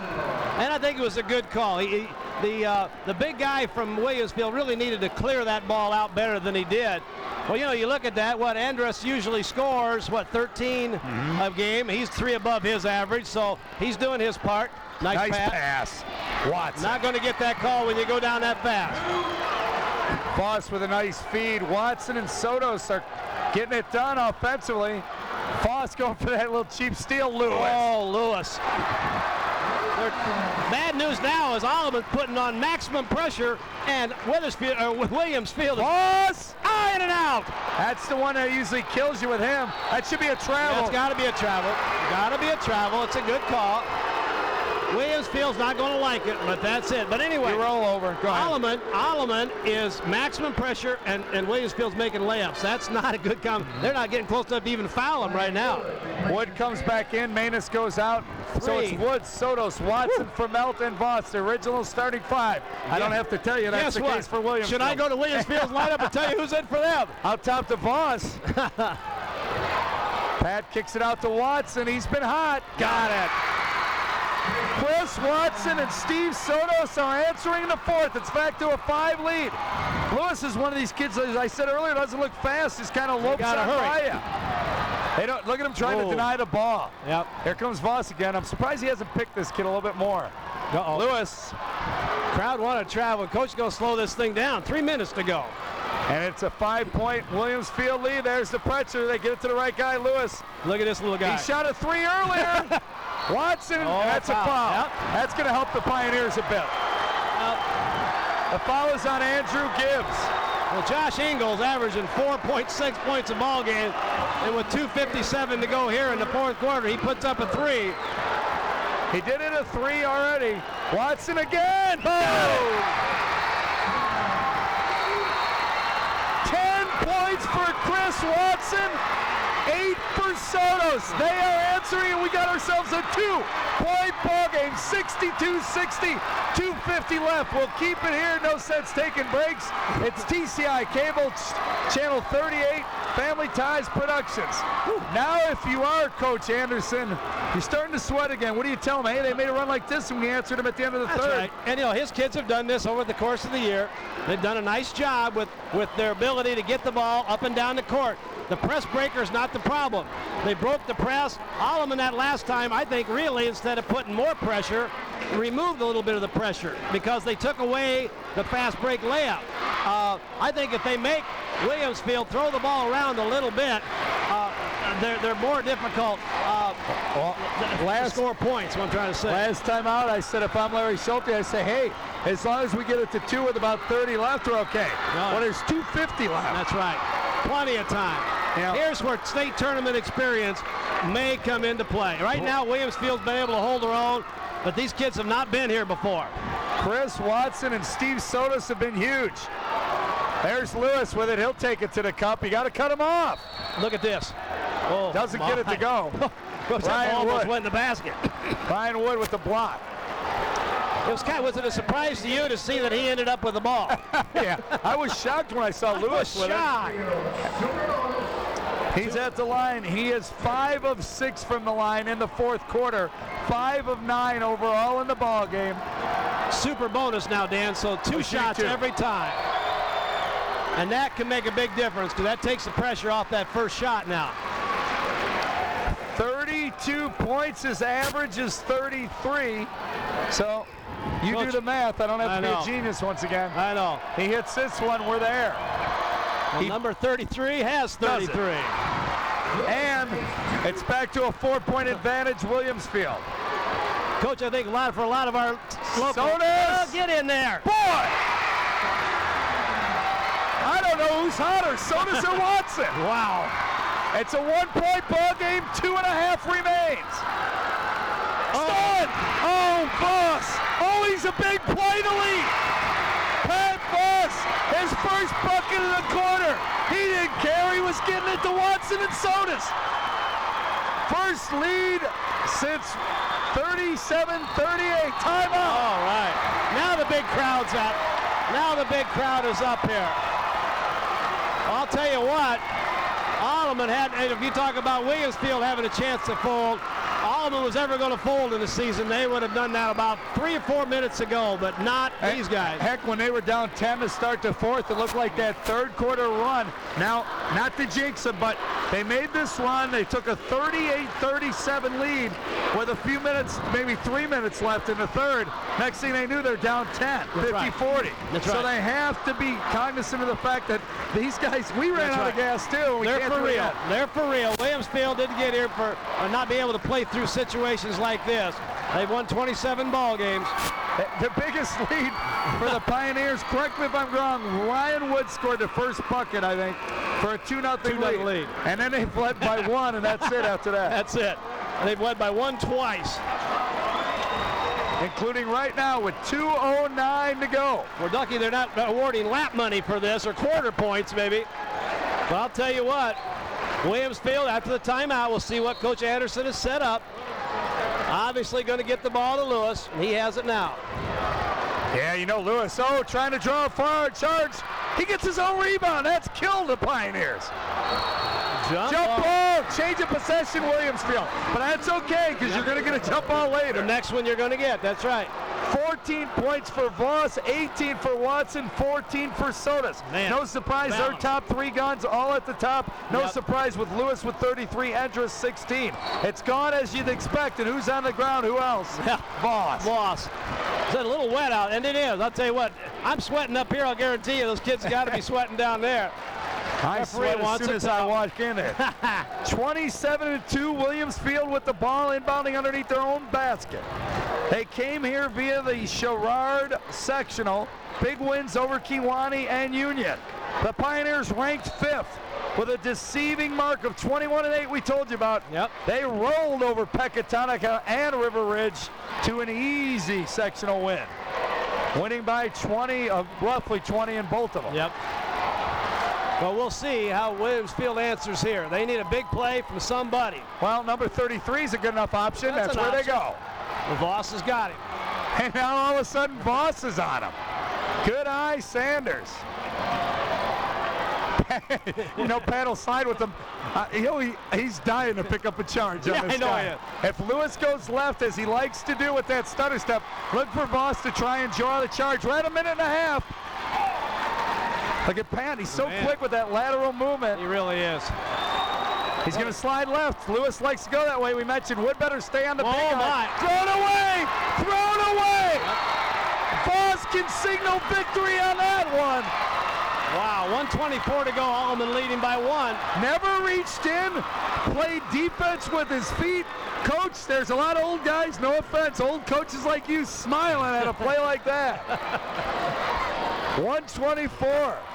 Here we go. Now Alleman has the advantage, but they're going to have to put the ball up. They're not going to be able to hold it for 120, I don't think. Voss is trapped. There's a foul. Now, we mentioned Williamsfield already in the super bonus. Second team foul. Second foul. You think these kids know how to play without fouling? The foul differential is a little bit different. But you know what? That can work against you right now because you don't know how to foul. Williamsfield wants to put him on the line to miss free throws, and they can't. They got to foul 4 more times. Well, knowing Voss, he would try to dribble out about him if he had to. Watson, look at Watson still out there in three-point territory. Yeah. Well, he says, come on. If he shoots it, Schulte, kill him. Well, Williamsfield's made an adjustment now to a half-court trap press against this. They aren't going man-to-man. Voss, there, Sodas could have taken it. Oh, Schulte wanted him to shoot that one. Did he? Schulte. He had a layup. Oh, That's why. That is why. Lewis on Voss. Well, No. Rebound Wood. Big rebound. Look at Lewis. Man. What a great move. What a great move he made. He's had a great second half. 25 points in the second half, and that's one of the first shots he's missed. I'll tell you, fans, if you're watching this now and haven't got your tape player on record, you better call and get a copy of this one. Now, Voss will penetrate. This time, you know, if Sodas or Watson or Wood, somebody gets it down low, 5 feet, nobody on him, you better turn around and get the layup. You believe it. Steve has it now. I'll top the Pat. We're under a minute, under a half minute. 27 seconds, another foul. Now, the problem, as you see now, Williamsfield can't foul often enough to get Alleman in the bonus. And you made that point earlier. 26 seconds. Who'd have thought going into the last minute of a game, only having only having one, actually, now was yeah, going to be a drawback, but it certainly is right now. Still a 1-point lead. Voss will go get it. 25 seconds. They'll go after him. Another foul. That's only 4. Pat says, well, let's take a few more ticks off the clock. Well, Williamsfield's doing a good job, though, of picking the fouls up quickly. That's a 15 foul right now. Engel picks up a couple. What a ball game. Voss will try and go get it. They may have to. Smart play by Watson. They're taking the timeout. Very smart. He was going to have to throw the ball to Voss towards his their own basket. That's right. You don't want to do that. 65-64. Pioneers lead. They have the ball. 24 seconds left. Once again, and theoretically, it's really their only lead of the game. I mean, it's their third, but when 2-0's one of them, and the other one was only by a point on a huge comeback. Oh, I can't say enough about both teams. Williamsfield, a school of 97 students. Great. 5 players total. Talk about coaching with what you have. Yeah. I mean, Travis Lewis is obviously the best player, the best shooter, the best dribbler. They get it in his hands. Andrus is their only real big kid, but they do a great job. Him banging, he gets the most out of his alleged 6'2" body. Well, Tucker does a great job of rebounding. Yeah. Gibbs does a nice Engel job. has drawn 2 or 3 charges in the ball game, and they've done some really nice things here. And they can still win the ball game. We're not giving this thing to Alleman yet. No, I'm just saying that, you know, I did my usual. They're only a Class A team. Lewis on the foul there. You know, I always give Alleman, I guess justly so, I always think, oh, they're not a real Class A team. No. And whenever they play a team with a better record, Class A, I kind of, shove it to the side. You disregard that in some respects. Of course, that's right. Larry Schulte says, look up Shelbyville, my son. They go to Voss, 23 seconds. Still not in the bonus. Nope. But they've only taken 4 seconds off. I think they're going to be in the bonus now, I believe. Yep, bonus time they had to do that logically. Lewis had to get one, Tucker had to get one, Engel had to get one, because nobody could foul out getting all 4 of them. And we're going to use a timeout now. So we played, 4 or 5 seconds here. We've been here 10 minutes. Wow. 65-64, in case you forgot. Yep, and it's 21 seconds, in case you missed that part. Voss will be at the line. He's a good free throw shooter. And a veteran, a clutch player. He's been there before. 1 timeout left for each team. That'll have a bearing on a made shot here. The key is for Williamsfield, I'm sure, the 2 points now on 2 free throws by Voss is not that big a deal, because they, with Lewis, he can shoot the 3. They've shown a couple of other kids got a nice little 3-point shots, so they can make a 3. They just needed the ball back. It took them a long time to get the ball back with all the fouls that they had to commit. And they still don't really have it back. We'll see if Voss, naturally, Pioneers want them to bury both of them. You bet. At least one. Williamsfield has only hit 2 3-pointers. Lewis has 1 and Engel has the other. Yep. At the line, Pat Voss. Senior averaging over 16 points, 7 assists a game. Has 14 tonight. His first trip to the foul line, but once again, when you're just getting in the bonus. You're right. Absolutely right. Takes his time. In and out. Lewis with it, 20 seconds. Now this is scary. Lewis with this is scary for any coach. Wood, hands up, Blocked it. short, Blocked it. rebound Egas. Oh my! 10 seconds. Andrus with a huge rebound, 7 seconds. Boss pushing it up. 5, 4, the 3, miss, tipped by Wood. Wood missed it. Oh my God! Wood missed Look at it. that crowd. We've seen a great basketball game tonight. Unbelievable game. The Bombers from Williamsfield take advantage of a missed free throw, and Lewis brought it down. Who made the key basket? Andrus, the big rebounder. He had big rebounds all night long. Well, Dan. nobody blocked him, but I mean, Wood's his man, but Wood went over and gave great help D. Excellent. You got your 6'6" guy with his arms up. It forces Lewis to throw it short, but who's there? Andrus, nice little bunny off the bucket, 66-65. Pioneers do not call timeout. No. Voss comes back the other way. Now, I really couldn't look up at the clock. I think Wood had a shot to put it back in. Yeah. I don't know if it would have counted. It didn't go, so it didn't matter. It was so close. I had trouble seeing that one myself. Yeah, there's going to be a question whether you should use a timeout or not, but in that situation, 8 seconds, 9 seconds to go. They definitely got a good shot. You got Voss with the shot. 28-2 is what Williamsfield improves to. Some guy asked me, I couldn't hear who he wanted. How many who had? He want to know how many Lewis had. Oh, 33, tell him. 33 points 33 for Travis points. Lewis. He didn't mix the, I'll tell you what though, who played just as big. Troy Andrus hit the game winner on the missed shot. He had 12 in the first half when they had the lead despite Lewis missing 10 shots. Coach Yount, I like his ability to evaluate players. He did say before the game that he was the real deal, and by golly, I'm more and more impressed with Coach all the time. Man alive. 2 points for Neil Smith, the only guy who came in off the bench. But 6 points for Josh by Ingle. one, so his two might have been Brett Tucker did not score. Andrew Gibbs had 7, but it was pretty much 33 from Lewis, 18 from Andrus, including the game winner. Yep.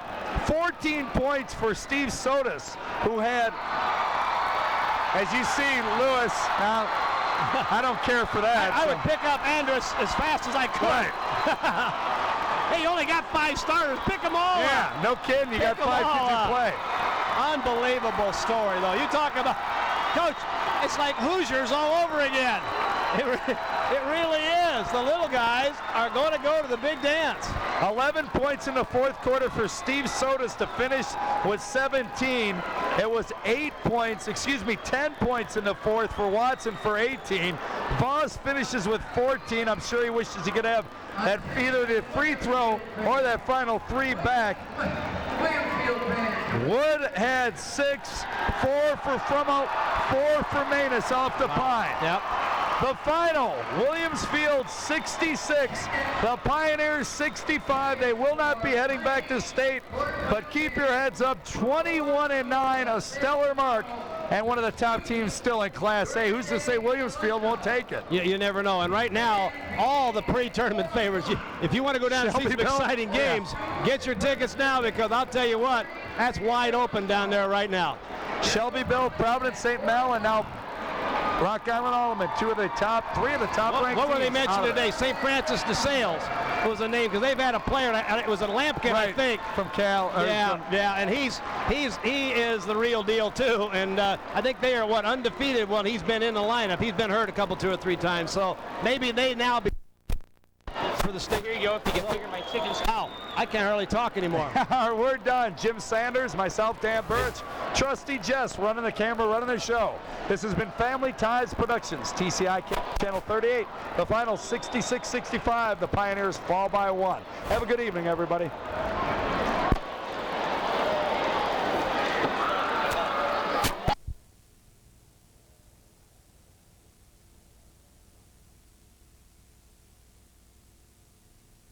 They've got several real fine wrestlers.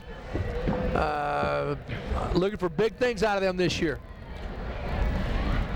Well, folks, I hope you enjoyed the action tonight. This has been Jim Smith along with Eric Jobgen from Pleasant Valley High School. Watching we the hope fine to high bring you school some more wrestling? wrestling action. Maybe we'll be back next week with more Pleasant Valley, maybe Moline. We definitely have Tuesday. basketball. We got MAC basketball. We got Western Big Six basketball. We got girls. We got boys. We got it all. If you like what you see, folks, give us a call at Cox Cable, Cox Communications, Family Ties Productions. So with the final score, Pleasant Valley 48, United Township 12. This is Jim Smith for Eric Jobgen and our producer cameraman Jess Medina saying so long, everybody. We'll see you next time.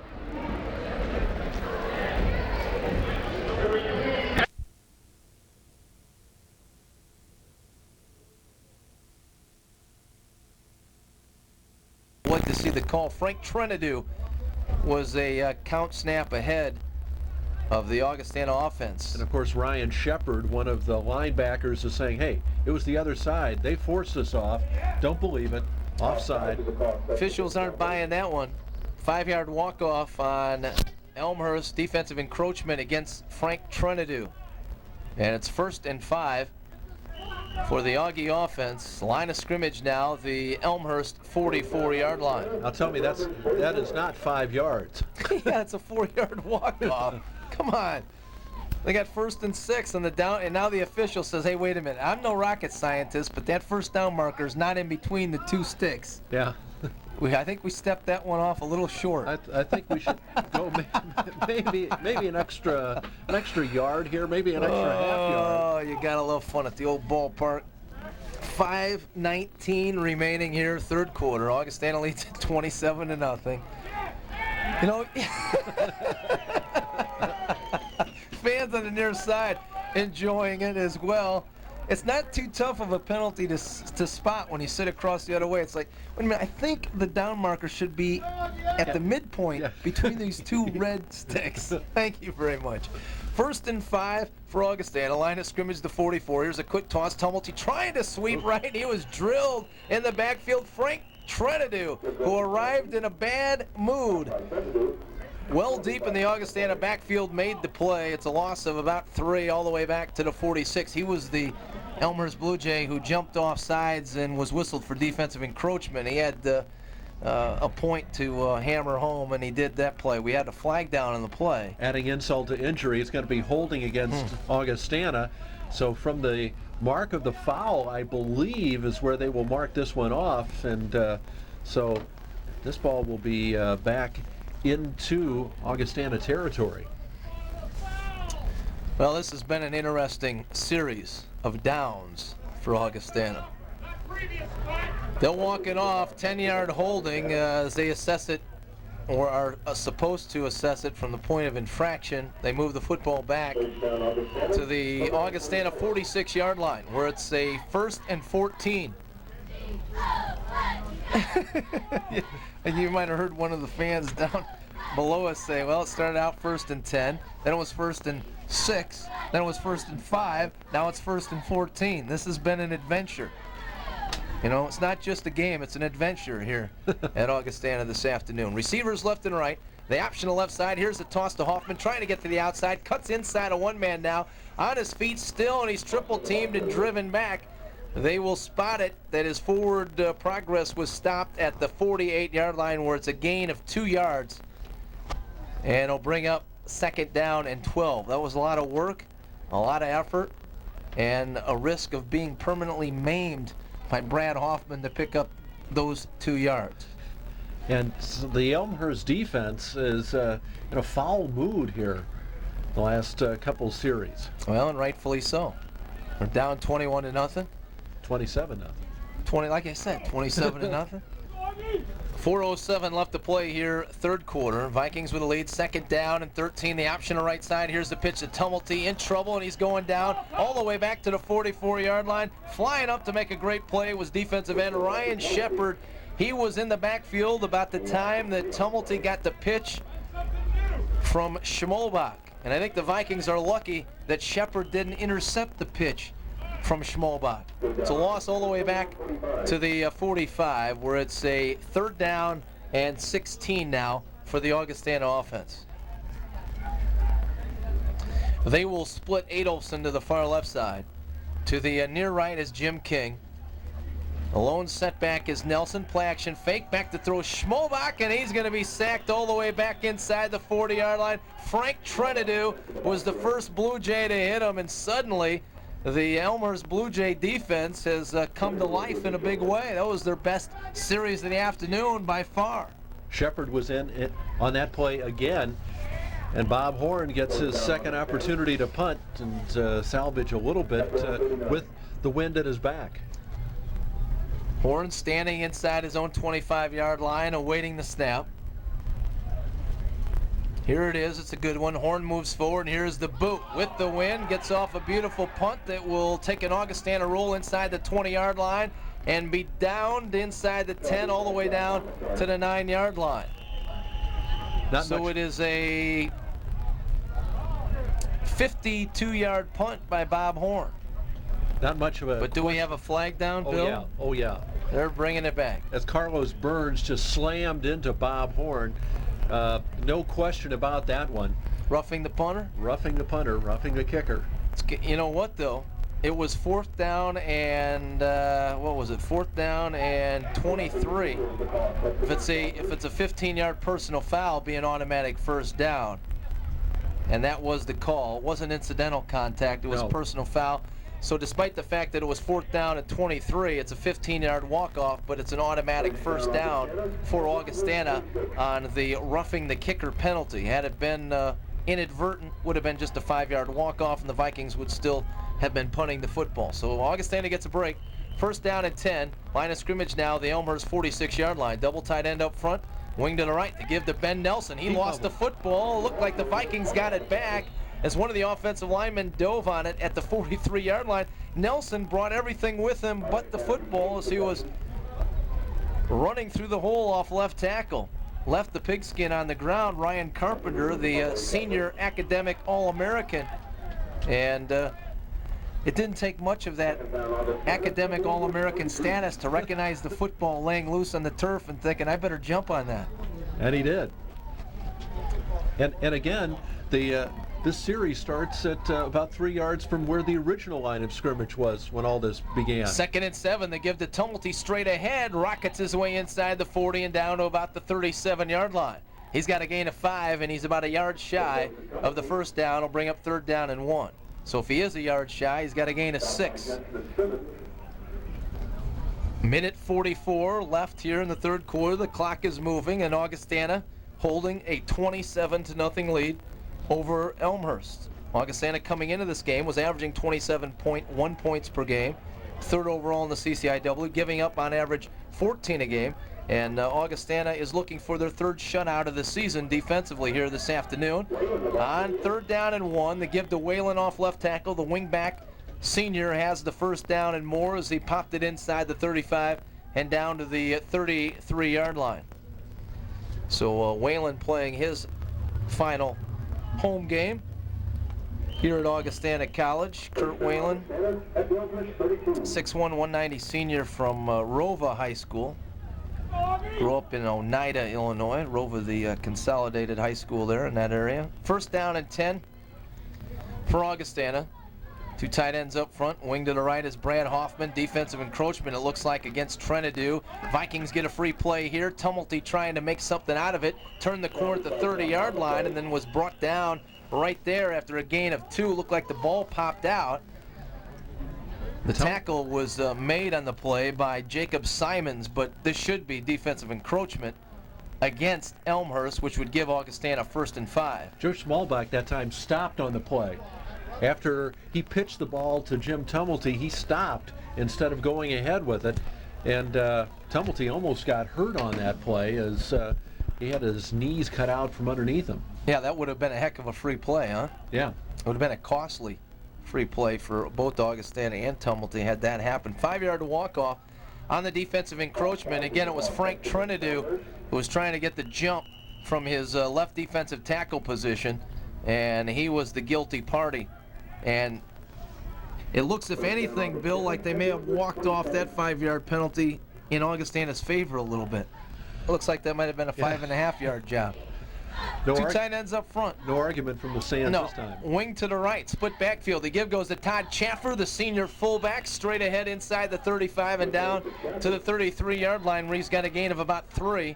And it'll bring up a 2nd and 2 for the Augustana offense. Well, it's good to see Todd Chaffer get some time here. Senior fullback who's really played well his senior season for Augustana. Came into the game with 254 yards on 71 carries, averaging 3.6 per pop. Started out as the starting fullback, and just the last couple of games yielded that position to Ben Nelson. On 2nd and 2, getting the call, Brad Hoffman off left tackle, the last play of the 3rd quarter. He popped it down to the 20-yard line. He's got a gain of 3, and it's another Augustana first down. When we come back, we'll have the 4th quarter of action.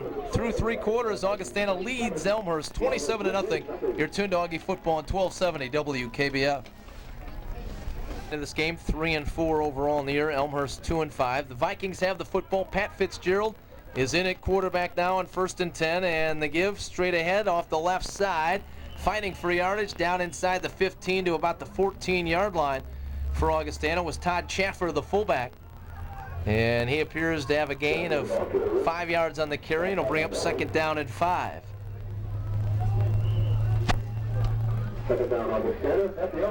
Augustana like to punch this one in, and last year the final score was 35-7. Could be a similar one here. On 2nd and 5, the give off the right side to Todd Chaffer. Chaffer worked his way down to the 11-yard line where he's about a yard shy of the first down. And Pat Fitzgerald in at quarterback now for Augustana. Actually, I take that back. They spotted at the 12-yard line, so it's a 3rd down along 2.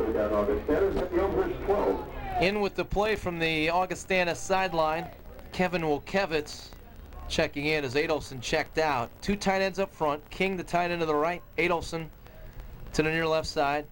The give to the wingback off the left side. Whalen head down. He took on the defender at the line of scrimmage, tried to power his way through to pick up the first down. It looks like they're going to spot the football. The nose just shy of the 10-yard line, where it'll appear that Augustana is about a half a yard short of the first down. So on 4th down, it looks like the Vikings are going to go for it. Whalen checks out as Arguello checks in. Arguello and Chaffer are the halfbacks. The wingback to the right side is Brad Hoffman. 2 tight ends up front. Fitzgerald, the quarterback, ducks underneath this center and takes and tosses to Arguello, sweeping right. Arguello lost the football, and it's recovered by the Blue Jays at the 12-yard line. So Eric Arguello in the backfield running at the left half position on the sweep to the right side, turned it over, and Elmhurst takes over at the Augustana 12-yard line. Bill, can you see one chalk line from the 20 inside? No. Down here to the left? Not at all. I mean, and what did they line the field with? And they're not even practicing on the field anymore. Dust from the, I mean, it's not even. It's like they do it once a year. I mean, oh man. Josh Carpenter with the inside handoff straight ahead. Going to Martino. Martino with maybe a gain of a yard off the left side. I'll bring up 2nd down and 9. So Augustana making some substitutions here now. This afternoon, Gillespie's checked in at the right defensive end position, and at the left defensive end position is Paul Kashiski. 2nd down and 9. Shotgun spread formation for the first time this afternoon. They send trips to the near right side. Carpenter throws left instead, lofted it up. Lame duck intercepted by Fosdick at the 20, the 15, the 10. Could be going in for the score. Did he get there? No, they say he was knocked out of bounds at the 2-yard line. Stepped out at the 2, said the official. Jason Fosdick made the pick at the 35-yard line. It was smooth sailing down the far right side. That's his 2nd interception of the afternoon, and only a defensive penalty on another interception. prevented Fosdick from the hat trick here this afternoon, because he's actually intercepted 3 passes. 1 got nullified on an Augustana penalty. That's his 2nd pick, and the Vikings have the football back. 1st and goal from the Elmhurst 2. And for Josh Carpenter, that's his 10th interception thrown this season, as he's had 3 picked here this afternoon. Against just 2 touchdowns. That's not a good. That's not a good ratio. Yeah, the power ratings don't look too good then.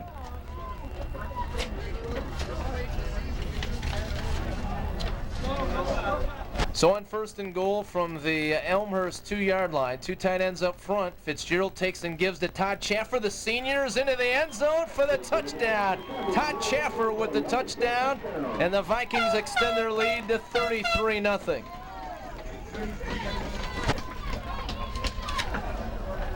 And it's good to see Todd Chaffer getting the touchdown that time. For Chaffer on the season. That's his 2nd TD. The extra point blocked again. Tumulty's attempt at the extra point blocked. Scramble for the recovery in the end zone. And it won't matter, as the Vikings lead 33-0 with 12:13 left to play, 4th quarter. We'll take a break. You're listening to Augustana Football on 1270 WKBF. Where's the defensive stat? I've been trying to find. I want to see how many interceptions that is for Fosdick. He didn't have any?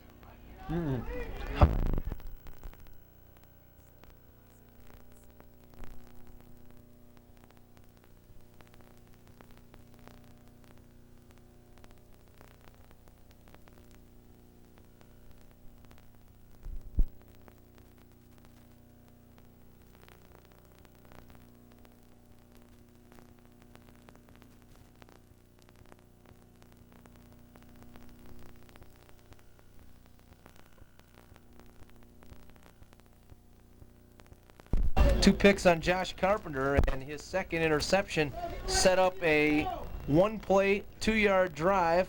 Todd Chaffer, the senior fullback, got the call, and he got the Walker there, breaks the tackle, angling to the left side, and he's across the 25 and wrestled down at about the 27-yard line. Will Hedden made the tackle for the Augustana kick team.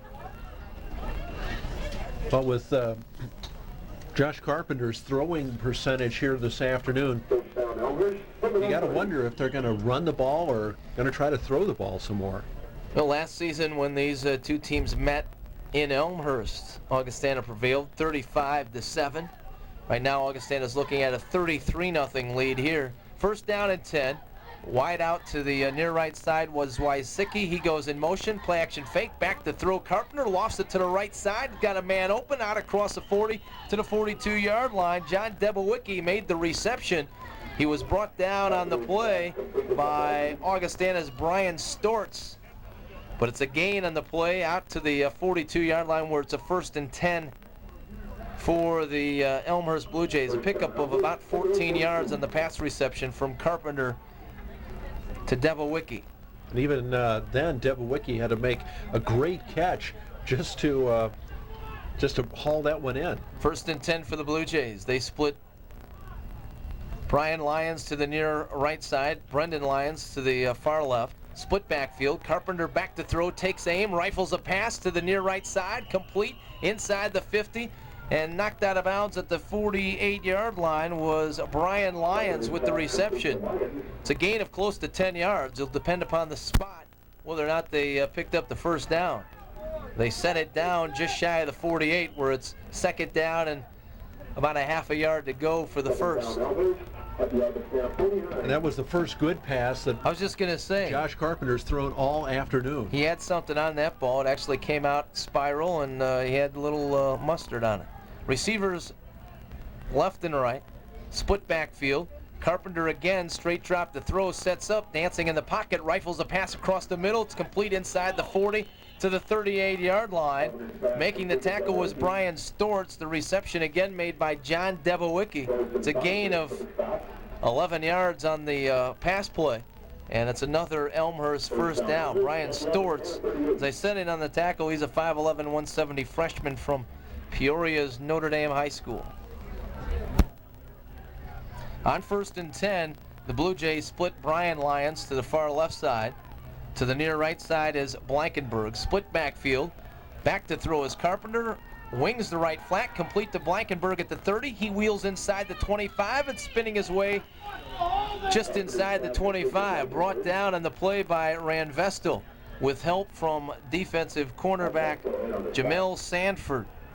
Sanford, a freshman as well from Rich South High School, but it's another first down as Josh Carpenter starting to get things heated up a little bit with the passing attack for the Elmhurst Blue Jays. Looks a little too late, though, trailing 33-0. With 10:49 left to play in the game, Elmhurst has a first down from the Augustana 25-yard line. They're moving from left to right here in the fourth quarter, and we had movement on the offensive line premature to the snap. The guilty party for Elmhurst was right guard Joe Miller. He popped out of his stance before the ball was snapped. 5-yard illegal procedure will be the call against Elmhurst. Looked like it was, we're going to go on the first sound, and Josh Carpenter looked out to the right to say something to his wide receiver, and the tackle hurt him. Boom. Hey, that was the first sound. Yep. So on 1st and 15, the Elmhurst Blue Jays split Swisicki to the near right side. Lyons to the far left. Running backs are split behind Josh Carpenter, who calls an audible at the line of scrimmage and then takes a straight drop to throw, rifles the pass left flat, and it's picked off. Intercepted by Augustana at the 24-yard line.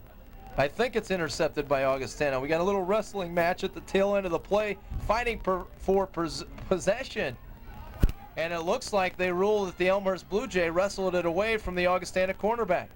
Or did he? That's what they're calling. Was it Fosdick that came up? Or what? No, Kevin Dyke was the Augustana cornerback on the right side who thought he had made the interception. The official ruled that the Elmhurst receiver pulled it away, and it was Debowicki who made the reception. So it's a gain of 2, all that for a gain of 2, and it's 2nd down and 8. Receivers left and right, running backs lined up in the I formation. The give to the fullback Martino has a little daylight, jukes a man, bounces to the outside, he's at the 20, the 15, the 10, the 5, into the end zone, touchdown. So the Blue Jays get on the board as the Vikings can't keep the shutout intact. Touchdown run for Martino, the first of the afternoon for Elmhurst, and it comes from 18 yards out. Well, they finally were able to set up the draw play because they've been able to complete a couple of passes. And that right after the controversial call where Debowicki took the ball away from Dyke, they go 18 yards for a touchdown. Well, and the Blue Jays with a little problem with the extra point, call for the timeout. With 9:16 to play here in the fourth quarter. It's 33-6. Augustana leads Elmhurst. We'll keep it here. Next Saturday, we will be in Decatur for the final regular season game, the final game of the year for the Augustana Vikings, as Augustana will look for the victory to raise their record to 5-4. We're presuming that this game is in the books and giving them the 4-4 record with 9:16 remaining. Of course, the Blue Jays could come back, but it would be a shocking comeback, to say the least. So next Saturday, 1 p.m. is the kickoff, and our pregame show will begin next Saturday at 1:50. In to attempt the extra point is Johnson. The hold is down, the kick is up, and it is good. So Elmhurst has 7. It's 33-7. Augustana leading the Elmhurst Blue Jays. 9:16 left to play. We'll be back with a kickoff. You're tuned to Augustana football on 1270 WKBF. 33-7 is our score as we welcome you back here to Erickson Field at Augustana College. The Vikings of Augustana leading Elmhurst. 9:16 left to play, fourth quarter. Blue Jays just scoring their first touchdown of the afternoon. Here's the ensuing kickoff. Squib kick rolling inside the 30, still on the roll at the 25. Tumulty picks it up to the 23 and dances out of bounds as he crossed the 25-yard line to about the 26-yard line, where Augustana will put this possession in play. That run by Martino, the lone score of the afternoon for Elmhurst, coming from 23 yards out. Johnson's kick to give Elmhurst their 7 points, their first 7 of the afternoon. It was a 70-play, yeah, that would be interesting, a 70-yard, 6-play drive by the Elmhurst Blue Jays. 1st and 10 for Augustana. Here's the pitch to Whalen, sweeping left. He's got running room out across the 25 to the 30 to about the 32-yard line, where he's got a gain on the play of 7 yards, and he'll bring up 2nd down and 3. Augustana right now with this backfield.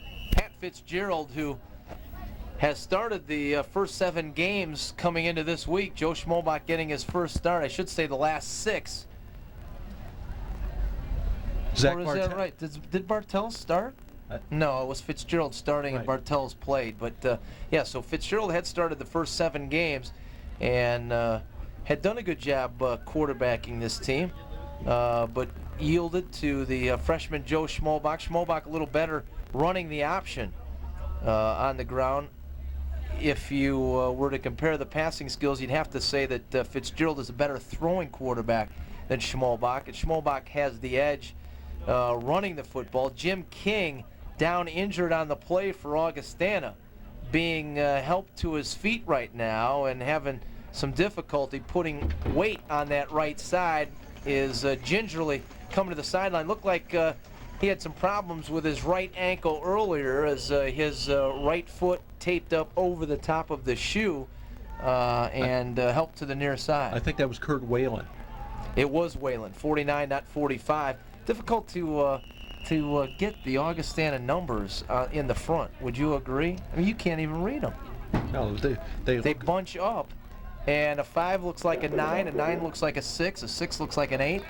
Not that we're complaining or making an excuse or anything. No. But, it was Whalen that came off the field injured, looked like a right ankle sprain. At any rate, it is 3rd down and a long yard now here for the Vikings as they lead it 33-7. The game's in the bag, just the final score in doubt, as the Vikings will run their record to 4-4 now overall in the season. 2 tight ends up front, wishbone backfield. They give off the right side going to Eric Arguello. Arguello off right tackle has a gain of about 1.5 yards. Looked like he crossed the 35 out to about the 36. He's got 2 yards on the pickup. It's a 1st down for the Augustana Vikings as they move the sticks and keep the drive alive, maintain possession of the football, and keep that clock moving. They stop it to move the chains with 8 minutes straight up left to play. And now the official signals the clock to begin again. Vikings head to the line of scrimmage, 2 tight ends up front. Fitzgerald's the quarterback, Chaffer at fullback. The wingback is Hoffman. He gets the call on the wingback belly off left tackle. Head down, popped it out to maybe the 38-yard line. He's got a gain of a couple, and he'll bring up 2nd down and 8. And this is a time where you just like to see the clock go. I'm sure the feeling is mutual for both sides. Elmhurst doesn't want to stay out here any longer than they have to. Well, the Augustana backfield, Arguello is the halfback. Chaffer is at fullback. As we said, Pat Fitzgerald is the quarterback. And running right now at wingback, just checking in, is Darren Linton. Be the first play he runs from the wingback spot. Here's the counter off right tackle. Arguello gets a call. He's got running room across midfield. He could be gone. It's a foot race down the far right sideline, the 40, the 30, and he's driven out of bounds inside the 25 at the 23-yard line. So Eric Arguello with the carry. A gain on the play of 38 yards as he took it from the 39-yard line down to the Elmhurst 23. His longest gain from scrimmage of the season for Eric Arguello. His long run prior to this was 24 yards. He came in the 3 games that he's played with 65 yards on 8 carries. And he picked up more than half that total on that carry alone. 39-yard gain. It's 1st and 10 for Augustana. They give off right guard going to Todd Chaffer, the fullback. Bowls his way down to about the 20-yard line, where it appears he's got a gain of 3, and he'll bring up 2nd and 7. You always wonder if a player like Todd Chaffer just once wished he could run from that wing position. He's been running from the fullback, and man, you don't get a lot of good looks running from the fullback position. Well, of course, it depends on that blocking up in front of you. Sometimes you do. His long run of the season, 12 yards. 1st and 10. Wing to the right. Double tight. Here's the pitch to Linton. Linton, the wing back, in the game now. Head down, fights his way down inside the 15 to about the 14-yard line. You almost have to laugh when you look down to that left end of the field. I mean, once inside the 20, there's really not a marking visible running across the line. You're just kind of eyeballing it, guessing. And looks like we've guessed pretty right. 14-yard line is the line of scrimmage, they say. 2 tight ends up front. Wishbone backfield behind Pat Fitzgerald. Fitzgerald under center, takes in Gibbs to the right halfback off left tackle. Hoffman, he's into the end zone. Nobody was there. He made a little cutback move at about the 10 and took it in untouched from 14 yards out. Brad Hoffman with the score, and the Vikings extend their lead to 39-7. Nice run that time by Hoffman. He went off tackle, as you said, and then cut back to the middle of the field. There was no defender there, and he went all the way in. 14 yards for the TD.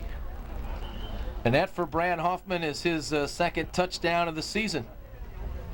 Into attempt the extra point, Jim Tumulty. Darren Linton to hold. Here's a snap. Linton's hold is down. Tumulty's kick is up, and it is good.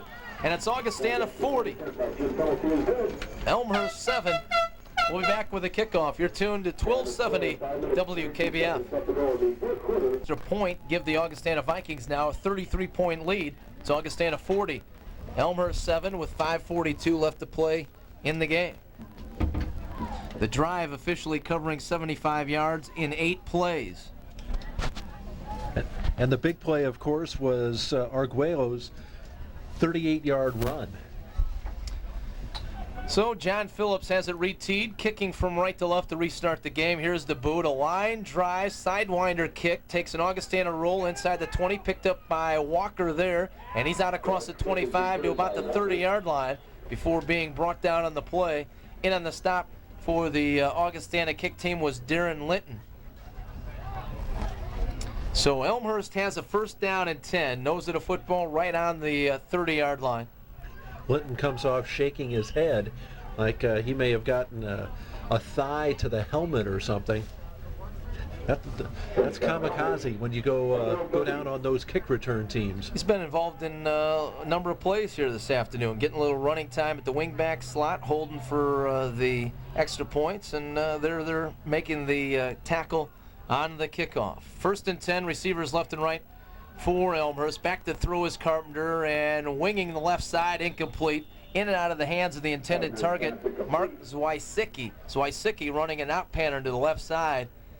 Should have had the catch, really, and would have been about an 8-yard pickup, but dropped the football right in front of the Elmhurst bench, and it'll bring up second down and 10. Zwisicki that time more concerned about where his feet were than actually catching the ball. And because of that, he dropped it. 5:31 remaining in the game. The Vikings up 40-7. Elmhurst with a football, line of scrimmage, their own 30-yard line. It's second down and 10. Receivers left and right. Out of the split backfield formation, back to throw Carpenter, lofting left side, up for grabs. It's intercepted out across midfield to the 40 and wrestled out of bounds at the 38-yard line. With the interception was David Crambeck. 6'3", 175 freshman cornerback, big cornerback, went to Rockridge High School locally in and around the Quad City area, and that interception for Cranbeck is his third of the season. Believe it or not, he came in tied with Kevin Dyka, the reserve cornerback, leading Augustana with 2 interceptions apiece, Dyka and Cranbeck. Cranbeck now has 3, Dyka with 1 this afternoon. Did he not have one? No, he just had 2. He came close to getting That's one. right. And, of course, Jason Fosdick with 2 here this afternoon. So on first and 10, the pitch going to the Augustana back who just got drilled, Kevin Cathy, with a loss of 7 on the option to the left side. Got the pitch, and he was, it was an errant pitch that hit the deck.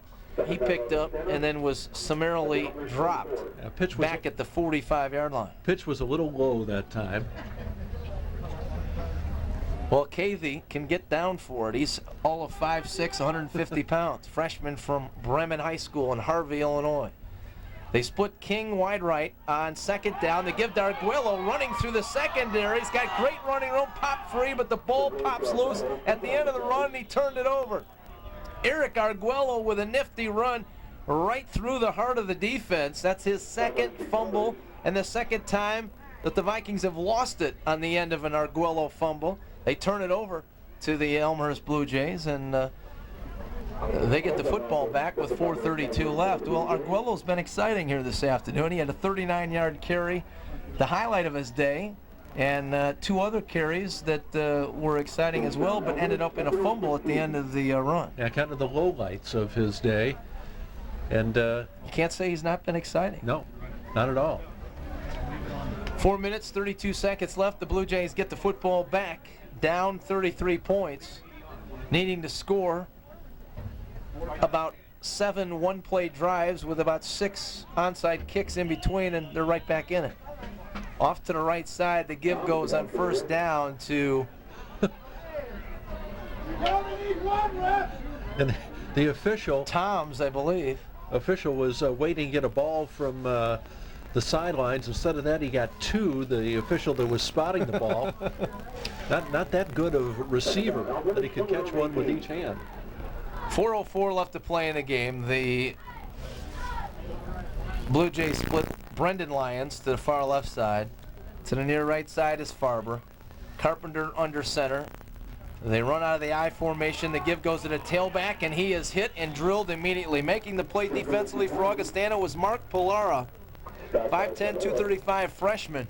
On the carry was Jeremy Toms, and Toms brought to the deck right at the line of scrimmage. It's 3rd down and 10. Well, after Elmhurst had some success passing the ball, they threw their 3rd pick, and Carpenters decided to pull it in a little bit. 2 running plays, the first 2 plays of this drive. On 3rd and 10, receivers left and right. Running backs are split. The backs are Toms and Bell. Carpenter under center, straight drop to throw, 7-step drop, sets up, fires over the middle, complete on the stripe to Pat O'Hara out across to the 30-yard line, where he's got a gain of 15. Jeff Braun made the stop.